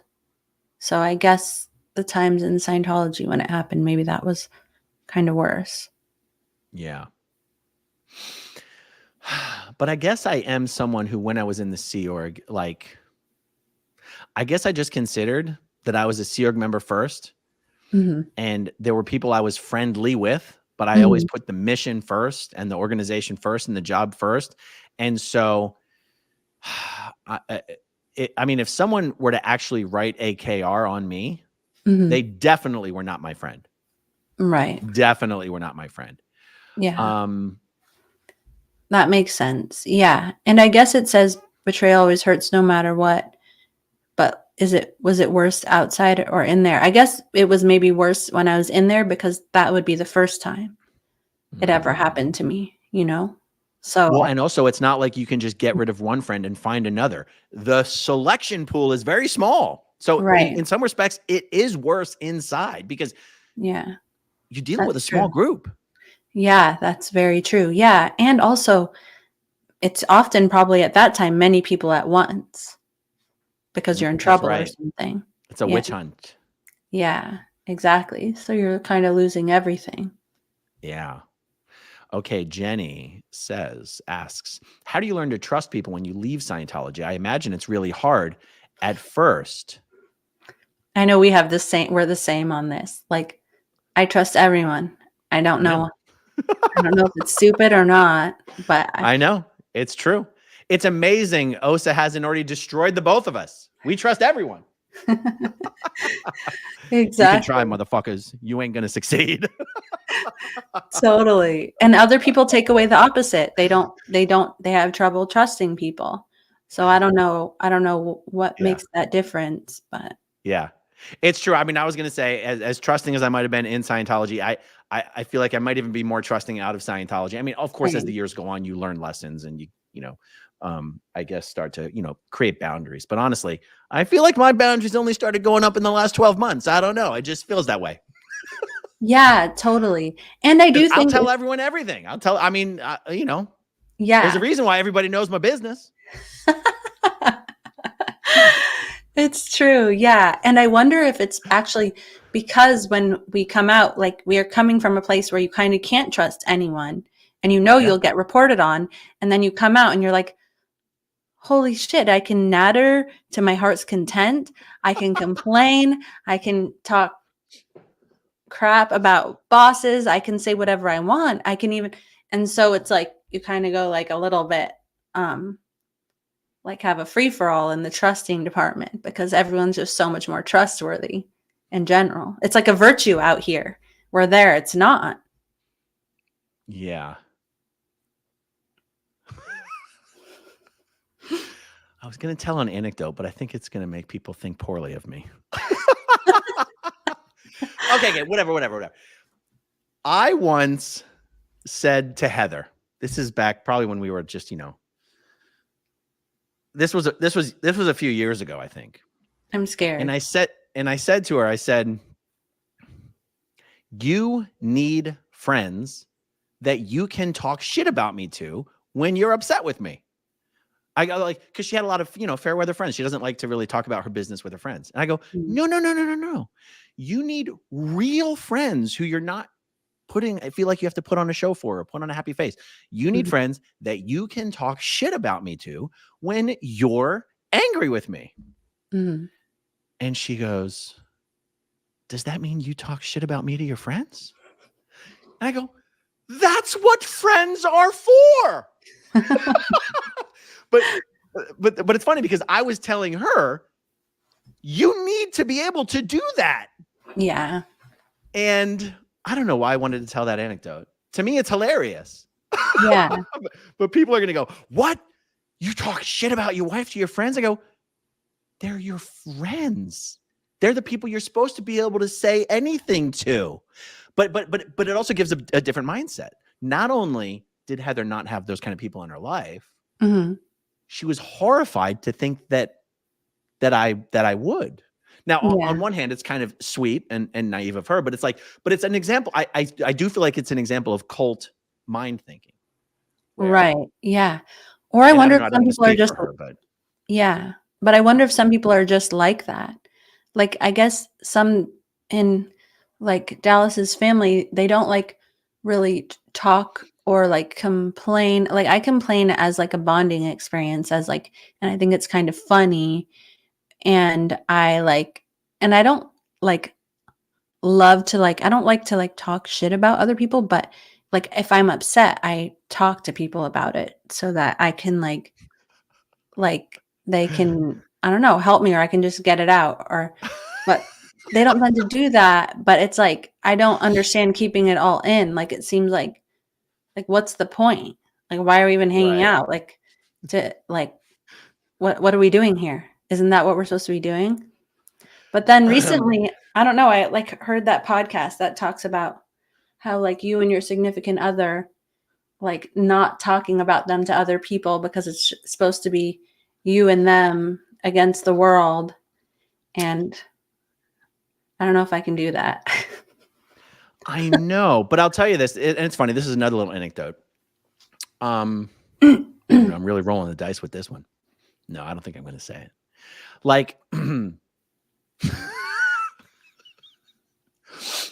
I think it's destructive if a married couple are talking crap about each other to their mutual friends. But My friends were never Heather's friends. They were my friends. Right. And I guess probably just due to the nature of, Heather's in my relationship for the last many years, she had her friends and I had my friends, and those friends did not co-populate. Yeah. And That makes so sense. I was blowing off steam to people who it was never going to affect Heather's life Yeah. if I'm talking to my friends about the difficulties we were having. It was never going to impact people who were in Heather's life. It was just my friends. So that is, to be fair, I think, because I would agree, the podcast that you're referencing, I would agree that a married couple that's talking shit about each other to their mutual friends, that's toxic, don't you think? I think so, but I agree, but there's reasons why. Like maybe the mutual friends are more likely to see the goodness in that person and defend them to you than somebody who doesn't know them. Oh, that's an interesting take. Yeah. Hot takes by Jenna Miscavige. But it also Okay. is poisoning the water, so I understand. Yes, I do Yeah. agree with that. Okay, Cedar Duvall. Why do I feel like I know this person? Oh, because I know someone in the Sea Org Duvall. named Cedar, and I knew someone in the Sea Org with the last name Duvall. Yeah. But it wasn't this. It wasn't a Cedar Duvall. Mm. Sharing problems with another that is counter-intention to Scientology is called mutual outrudiments or mutual outroods. Okay, this is definitely a former Scientologist. Cedar, do I know you? I remember there was someone in security named Alex Duvall. There was Alex Duvall, and he was married to the exec esto AOLA, who was this Italian woman, and her last name was Duvall. Okay, I didn't know anyone else besides him. Okay. All right. Gene says, question: when someone reports you, is it always taken as the truth? No. Not always, but there are some rules in Scientology that they don't even follow. Like if your statistics are up, like you're doing well at your job, the report is not even supposed to go into your file, but they always put it in your file. Always had a huge problem with that. L. Ron Hubbard wrote conflicting policies on that, though, because the other one, he said file with a yawn. That's true. The other one said put it right in the trash, and then the other one said file it with a yawn. And whichever reference came later was like the overriding reference. So, would you agree though that if the report is being written on a junior by a senior, it's usually taken as the truth? Yeah. Not always. Not Yeah, always. yeah. I agree. Yeah, for sure. I mean, if the report is coming from a senior organization, it's always taken as the truth. Yes, definitely. Always. Yeah. I agree.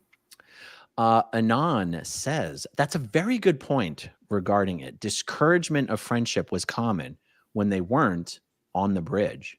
Yeah. Yeah, absolutely. Eat More Pizza Now says, you can pick your family. Wait, you can pick your family, not your relatives. SPTV is a family. I like that. NatCat 180. Family can be the most underrated and the most overrated thing, depending on your upbringing and your culture. It's truly a complicated and abstract concept. Very true. Yeah. Gabrielle escaping the cultiverse. But they come together as a family, more like unconditional love. However, there are boundaries too. Yeah.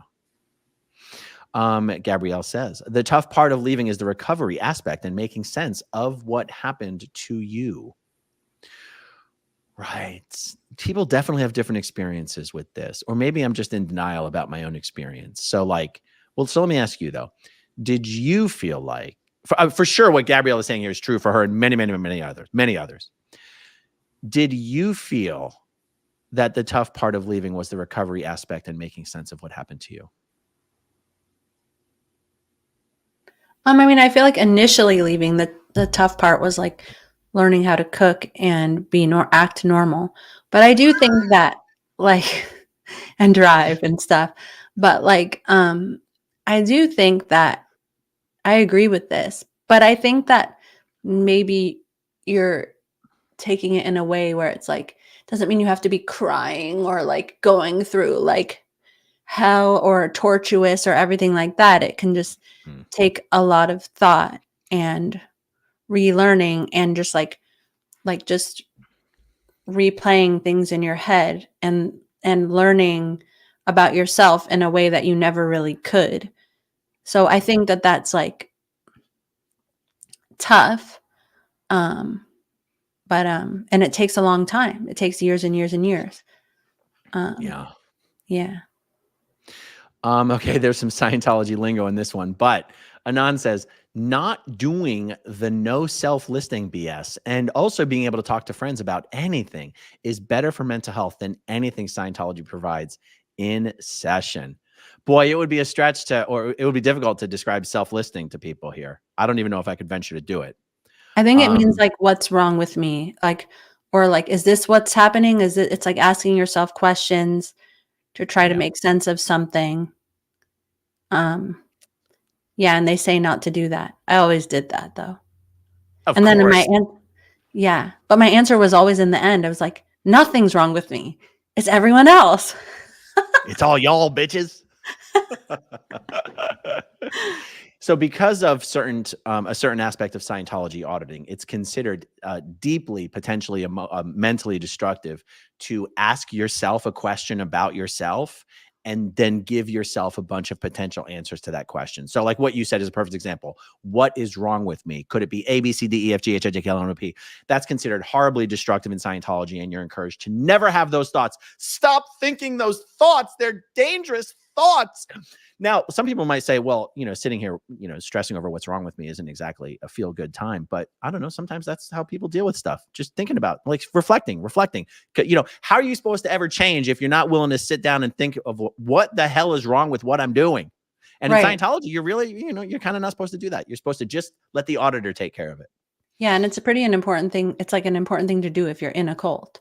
Like you might want to be doing that if you're there. Yeah. Yeah, but this part about being able to talk to friends about anything is better for mental health than anything Scientology provides in session. I totally agree. Gabrielle, escaping the cultiverse, says, so is it better to have a small circle of trusted friends or a lot of acquaintances? I think if you had to choose between one or the other, you got to go small circle of trusted friends. Yeah, quality over quantity. Yeah. But you can have both. Totally. But there's no time for everyone then. Ben Bacon Bits, thank you for this. This was really cathartic and something I needed today. Love Jenna's voice and perspective today. She was the perfect guest for this. Oh, thank you. Yes. And the perfect guest for the pink shirt. Jenna always gets the pink shirt. Yay. All right, let's look at this one. Lisa Raphael. Aaron, you are an empath. It's funny when I hear empath, I think telepath. The way you cry at the drop of a dime. Thanks, Lisa. The way you cry at the drop of a dime makes me believe you can change your ways now. Say thank you, damn it. No, I actually have no problem saying thank you. I actually have a problem saying you're welcome. I don't even know what to make of it. I mean, I just know this about myself. Even as a child, if someone would say thank you, I'd go, mm-hmm. And my mom would be like, it's thank you. I'd be like, oh, thank you. No, I'm sorry. It's you're welcome. She'd go, thank you. And I'd go, mm-hmm. And she'd be like, no, it's you're welcome. I'd be like, you're welcome. I don't know. It's weird. I don't know how to explain it. It's just, I was born this way, baby. Okay. Or the cult did it to me. I'm not sure. I'm not sure if it's nature or nurture. Okay. Donna Hannah, aka Ramon's Girl 1. Aaron, this friendship with you feels real. I have scars. I'm afraid that I share too much in my emails to you. Out of insecurities, I've always been too open. Well, I do see all your emails, Donna, even though I don't respond to most of them. But please feel free to keep sharing. I don't mind. I appreciate it. Amber Vanass, I always tell my kids I love them. They definitely never said that to you in the cadet org. Yeah. So the caretakers, I don't even know what the words are because I wasn't in the cadet org. The people in charge of all the kids. Like, because here's the thing. Even a kindergarten teacher, I think, will tell the kids, I love you. I don't know. Is that crazy? Is that wrong? Do you go to jail for that? I don't know. Like, I feel like I distinctly remember my teachers from kindergarten on. And although I just forgot the name of the kindergarten teacher, I remember her, and Mhm. she was just this jolly ball of love. Mhm. And I just feel like anyone who's responsible for taking care of little kids, it's okay to say, "I love you. You're amazing." Yeah, So did the adults taking care of the cadets just like, was that just not a thing? definitely not. Wow. Definitely not. Yeah, I mean, my parents did tell me they loved me, though, when I saw them, but definitely not. Like, I mean, we got yelled at. Like, I'm Mm. not saying every second of the day, but a lot. Like at least 5 times a day, whether it was by another kid or an adult. So, Mm. yeah, it definitely wasn't an "I love you" vibe. Yeah, you're right. Because that wasn't that kind of an environment. They were Yeah. there. You're an adult or you're a child. And by the way, by child means something very specific in Scientology. It means just a Sea Org member of a certain age. Yeah. Um, Well, they and were, you're like, right. had a It wasn't intended to be some loving, you're wonderful, you can grow up to be anything you want to be. It no. was like, no, you're here, you have a job to do, and you're not doing it good enough. Yeah, and it was an org board. They were higher than us on the org board. Like, they were in Golden Air Productions, and we were the ranch, and so they were our seniors. We called them Mr. This and Mr. That, and they had their posts, and it was just like a production line. We were supposed to produce certain products, and we were supposed to finish certain courses. Those were the stats. So it was just like they were our bosses. It was like middle management or something, you know? It wasn't like they were our parents at all or That's attempting really to. disturbing. I mean, it's like I've probably already heard this 100 times, but I'm thinking about it now differently than I have before, and that is so disturbing. It's terrible. This is clearly a reference to game night, where the right answer to most questions was Amy Schumer, folks. Eat More Pizza Now gifted another 5 channel memberships. Thank you so much. Eat More Pizza Now. Gabrielle says, Jenna is natural born rebel. Scott P says, Jenna is hot. That is all. Accept. I accept. I love it. Brittany Van Brockle? Whitney. Wait. Whitney Van Brockle. That's what I'm going with. Jenna, I just love you. You are so, oh, see, happened again. Jenna, I just love you. You are so charming and thoughtful. Thank you. Oh. Oh my God, you guys are making Aaron read out compliments. This is such a good idea. I compliment Jenna all the time.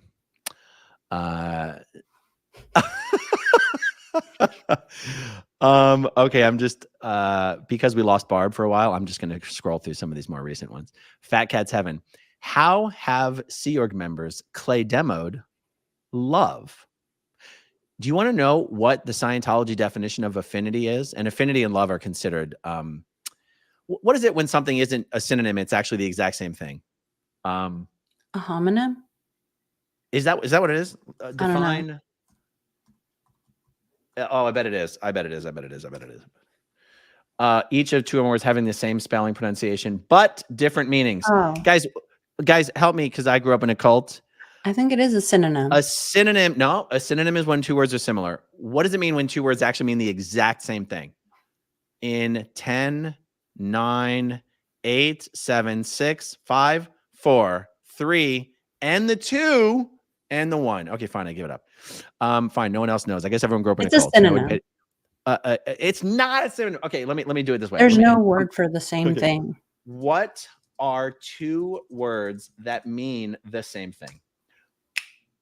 God, this is synonym. No, synonyms are words with the same or similar meaning. I object. I live in a different dimension. An anonym? No, that means Anonymous? the opposite No, of it. antonyms. I The love how opposite. someone said anonymous. An antonym. All right. Well, clearly I'm in the wrong here. What the hell was I saying? Oh, the Scientology definition of love is being willing to occupy the same space. Hmm. That is literally the definition of affinity or love in Scientology. And at first, as a kid, I was like, what the hell does that mean? I'm like, oh, if you love someone, you don't mind being as close to the occupying the same space as possible. But it's like, it's such a superficial definition. Yeah, it's reductive. Well, also in the Sea Org version of Scientology, you're not supposed to occupy the same space. It's like that's considered not okay. You're not supposed to be touching people. You're not supposed to be getting close to people. You get in trouble for that shit. Yeah, that's true. Everyone is insisting that synonym is the right answer to the question. So, Well, I think it's the right answer, but synonym does mean similar or the same, but they like it's considered like, why would you have a word that means the same thing as another word? I mean, I Yeah. guess there are some, but like, so it's just as Yeah. close as can be. Like when you're looking at the thesaurus, they're all like synonyms. Yeah. Passenger shaming. Haven't seen you in a while, passenger shaming. Good to see you. Jenna should get 5,759 compliments per day, ASL. Yeah. People haven't called me ASL in a while. People used to actually just call me ASL. I kind of That's not the point of the comment. Jenna does get 5,000 plus compliments per day. She's like, where was I for all those? I missed them. From other people. Thank you so much. Passenger shaming. Donna Hanna. I know you're busy, and thank you, Aaron. I appreciate that so much. The SPTV family means so much to me. And Jenna, you are beautiful inside and out. Thank you. What's so funny? Pink Sky says, I freaking love Jenna. And Love Maddie says, you tell him, Jenna. And Donna says, comment, bear, they're called homonyms. Yeah, I really thought that was true. So let me look. No, homonym is they sound the same, but they mean something different. Define homonym. Yeah, each of two or more words having the same spelling or pronunciation, but different meanings and different origins. That's right, different derivations, different etymologies. Okay, passenger shaming says, I had to type ASL because AA run did not fit. No, even my mom would call me ASL.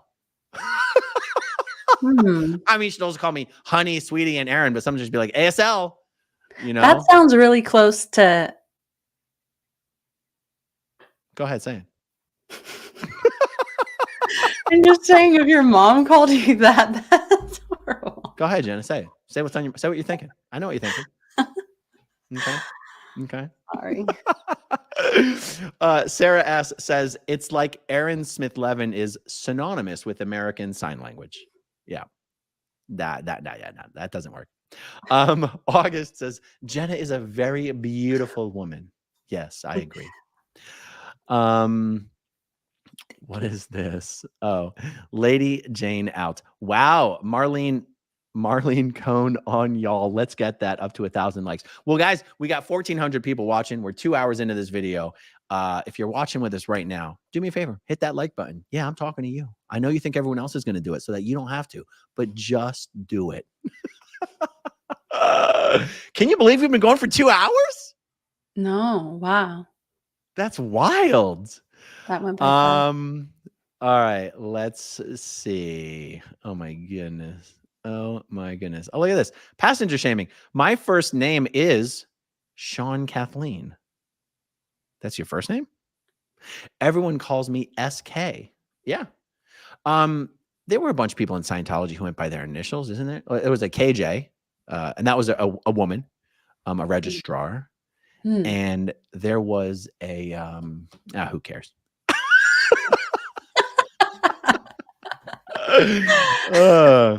Donna Hannah says, oh my God, the look on your face when Jenna said that. Aaron, you have met your match, and she does turn red just like you do when she gets complimented. Paula Bazak, game night activated. Yes, indeed. All right, let's see here. Oh, NatCat 180. Quote of the year. I object. I live in a different dimension. It reminds me of I reject your reality and in its place I insert my own. All right. Well, oh, this is funny. My middle name is Who Cares? My middle name is Who Cares? Oh, I get it. My first name is SK. My middle name is Who Cares? Oh, Sandy McKenna. Good to see you, Sandy. Like Abraham said, synonymous is having the same or nearly the same meaning as another word or phrase in the same language. Yeah, I don't know what I was thinking of. It must have been something I learned in the other dimension. Sandy's my never-end bestie, and I love her so much. She's your never-end bestie. There's going to be a few people who are a little upset that they're not your never-end bestie. But that's okay. Sandy can be your never-end bestie.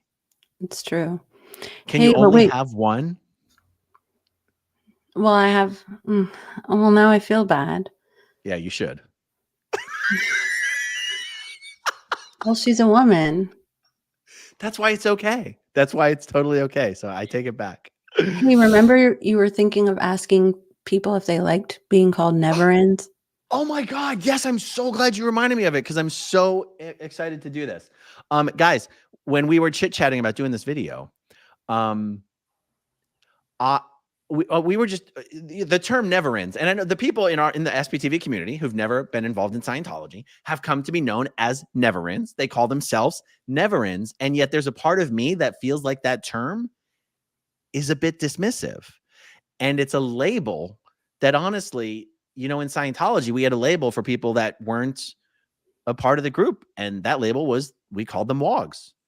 And to me, the term never end feels like a label. And there's something, I don't like referring to people as a never in. It's like, what does that mean? It's like, and so I actually want to do a little survey in the live chat. Let me see if I can do this right as I'm sitting here. I want to know from your guys' perspective, do you feel that the term never in, and maybe it depends on how it's used, is somehow demeaning or belittling?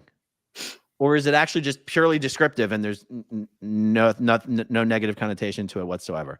I'm going to put an actual survey. You guys can comment in the live chat, but I'm going to actually put up a little survey here for you guys who are in the live chat.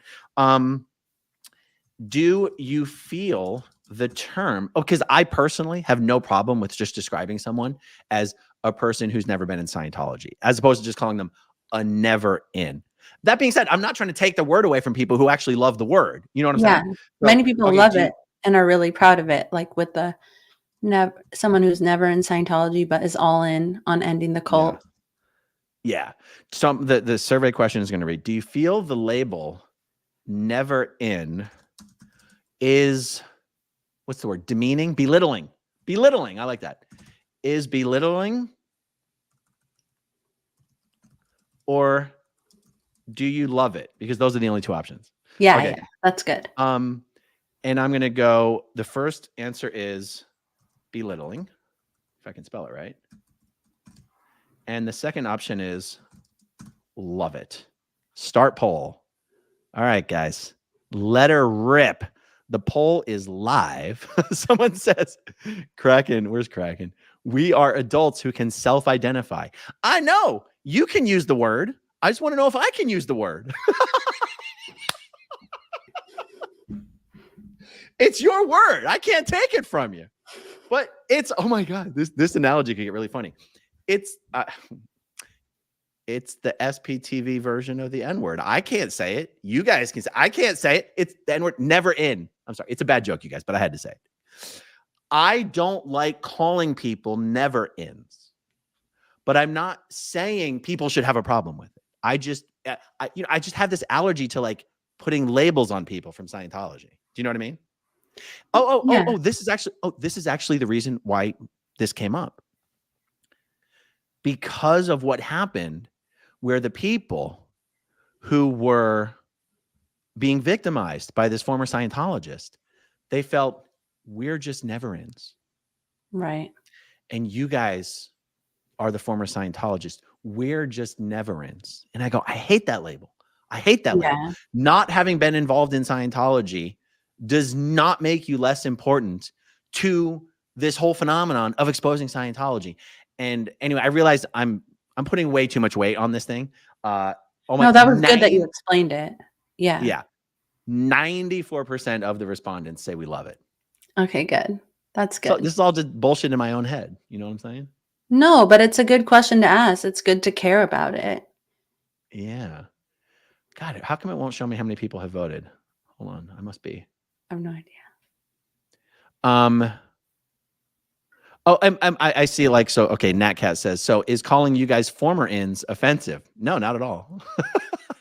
Or exes or formers or whatever. I mean, look, people are making good points. Why? We call you guys ex-Scientologists. That's I true. know. Yeah. But that's what we are. I guess you could say, well, yeah, but we're never ins. Yeah. Yeah. I don't know. Why am I so hung up on this? I can see what you mean, though. Like, it can almost sound like the uninformed or something like that. But that being said, it's true. We're fucking ex-Scientologists. That's embarrassing, too. That's a good point. That's what Jamie Mustard said. He said, if you get covered in shit and then you wipe off the shit, you're not ex-shit. Although I understand his point, we still disagreed on it. Yeah. Oh, Laura's explaining it's because you are equating never in WOG. That's true. Yeah. That's true. Yeah. Because actually WOG meant never in. That's true. Yeah. And it's even what I just said, like you're uninformed or something like that. That's exactly what I equate it with. Yeah. Or Actually, what I'm worried about it being equated with. Isn't it interesting that that's basically what WOG meant? A never in. Yeah. And it was just so derogatory. Yeah.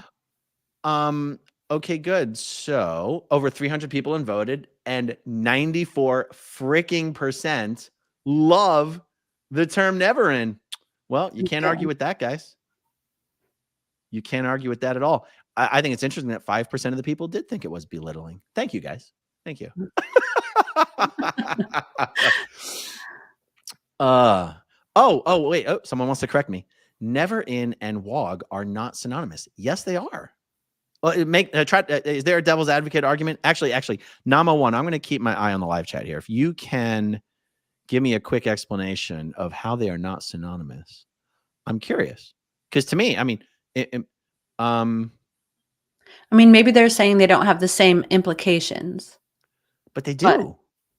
But in Scientology, a WOG is like kind of somebody who like doesn't really know and is sort of blindly going through life and has no idea that, or as someone that needs to be saved, kind of, where we're not thinking that about never ends. Right. Oh, check it out. Someone, Miranda sent me an email that there's this AI tool that you can use to like have AI summarize for you what's being discussed in a video. Mm-hmm. And it says here, this is an auto-generated experiment, an AI experiment. People are discussing whether being called a never-in, someone who knows a lot about Scientology but has never been a member, is offensive. Actually, that's actually why these are not synonymous. Are you Miranda? Is name one Miranda? That's right. Because a never-in this context is someone who knows an awful lot about Scientology and is helping support this whole movement. That's definitely not synonymous with a WOG as a Scientologist would use it. Most people do not find it offensive and see it as a descriptive term that simply acknowledges their lack of personal experience with the cult. Thank you, Miranda. That was fantastic. I love that. Okay, and I'm seeing some other good ones that just seem cool. Let's take a look at this. Mimi's suppressive pups. WOG is offensive and was meant to be offensive. Oh, that's a good point. Hmm. Never in isn't used to be offensive. So I think intent means a lot there. That is an excellent point. Now, here's an interesting thing, and this might just come from having been steeped in the Scientology culture the entire time. I would argue that when I was in Scientology, I did not think WOG was meant to be offensive. It was just descriptive. How did you feel about that word when you were just a true believer? I don't think it was intended to be offensive, but it was kind of like those people were clueless. So, like, meaning it wasn't an insult. It wasn't intended to be like to hurt someone's feelings, but but it actually included in the definition kind of meant like lesser than. Totally. I would even argue that LRH, especially when you look at how he used the word, Mhm. he meant it to be offensive. Yeah. And I he also agree. knew it was a racial slur. He would have known because he traveled throughout, Europe, the UK, Australia. He knew this was a racial slur. We Right. did not. We did not. Totally. Yeah. And he was also somebody who was mostly around people who were wogs, meaning like he invented Scientology. So everyone who he knew prior to that was a wog, where to me, I never knew like someone who was a wog. So like I know it means something bad, and I'm sorry that I keep saying it, but anyways, he's the jerk who turned on all the people who he knew previously and kind of said they were dumb and clueless. Where like I never really knew anybody who was Yeah. not in Scientology, so See, I that's funny didn't. because I did. But I even when I was on staff, I would date wogs. And also we didn't talk like that. We didn't be like, oh, I'm going on a date with a wog. Like the Scientologists don't really talk like that. They do say like wog job. They say, oh, what's your wog job? They say, Yeah. oh yeah, for my wog job, I work at Starbucks. And they just say it like it's nothing. It's not in that context. That's an example of how it's not meant to be offensive. It's meant to be descriptive. Now, Allison points out you didn't see wog as being negative or insulting because you were Scientologist at the time. Yeah, that makes sense. Mm. That makes sense. I got to tell you, it's actually something I still find myself feeling a little defensive about. Like the fact that in certain parts of the world, wog is a racial slur, but in Scientology, it's actually not. I think it's something at a given time, I think I've just come to realize it's very obvious. L. Ron Hubbard knew this was a racial slur, and he chose to use it as a description for non-Scientologists. Honestly, it's pretty devious. It's pretty vicious to adopt a word that he knows is a racial slur, but also knows that Americans would not know that. Mm. Yeah. Like as a child, he spent a lot of time outside of America. He knew this was a slur. Right. Yeah, that's true. It's Yeah. pretty devious. Yeah, exactly. Yeah. Americans and people who were just born into Scientology didn't know what we were saying. Yeah. Oh, sins of Scientology. If you embrace the word and put a positive definition to it, you take away the power of its derogatory definition. Well, I got to tell you, I'm not trying to bring the word back. I'm not going to. What was that? I think there was some. Did you ever watch the Jay and Silent Bob movies? No, I couldn't Okay. watch TV. I think it was the Jay and Silent Bob movie. I hope it might be another movie where a bunch of white guys started, just throwing around the N word, and they're like, no, we're taking it back. We're taking it back. We're taking the power out of the word. And I was like, yeah, that's not going to work. We're not bringing back the wog word. Mm-hmm. Oh, look at this. So like, for example, like Kelly Copter, she's in the UK. This is a very offensive word in the UK. Oh, It's very offensive. that's even more crazy because he was in the UK. I know. Saint Hill. How Yeah. did all the British, I want to speak, hey, for any of you old timer British-based Scientologists, how did you reconcile using this racial slur in casual Scientologies? Like, oh yeah. It's Clerks 2. In Clerks 2, he's like, no, we're taking it back. We're taking it back. We're taking the word back. Yeah, look, a lot of people knew it was Clerks 2. Anon says, but I agree. Most people didn't use the word derogatorily when using the word wog. Now I feel like we're just lingering too long on this word. All right. Well, this has been a really fun conversation. I cannot believe we've been talking for 2 hours. It does not feel like it. Yeah, that went by fast. Yeah. It seems like Kai's in the chat. Where did I miss Kai? Kai is in the chat. Looking for you, Kai. There you are. Oh, there you are. He was answering. Clerks 2. Oh, Emily Owens says, Aaron, tell Jenna that Liz Gale thinks she's pretty. I think Liz Gale is so pretty. She's the prettiest. Where is Liz in the chat? I'm looking for you, Liz. I'm getting close. I can tell because everyone's saying Liz's name. I'm getting close. Oh, well, okay, Gabrielle wanted to weigh in on this. It was used derogatorily amongst the Scientologists that I knew. For sure. I can think of many examples of it being used derogatorily. Oh, Liz Gale. Jenna, you look so pretty. Thank you, Liz. Thank you. All right. Well, this has honestly been a blast. Guys, if you're still watching, do us a favor. Hit that like button. It's fast. It's easy. It's free. And it does seem to help, believe it or not. I don't know. YouTube's been acting really weird lately, so need all the help we can get. All right. Anything else? Did you want to? Are we good? Do you feel like it's a good time to end it? Yep. All good.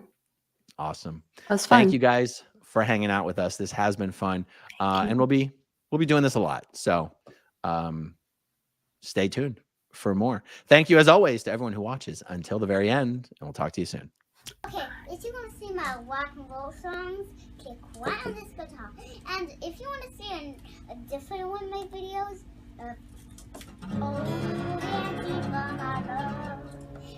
then you could click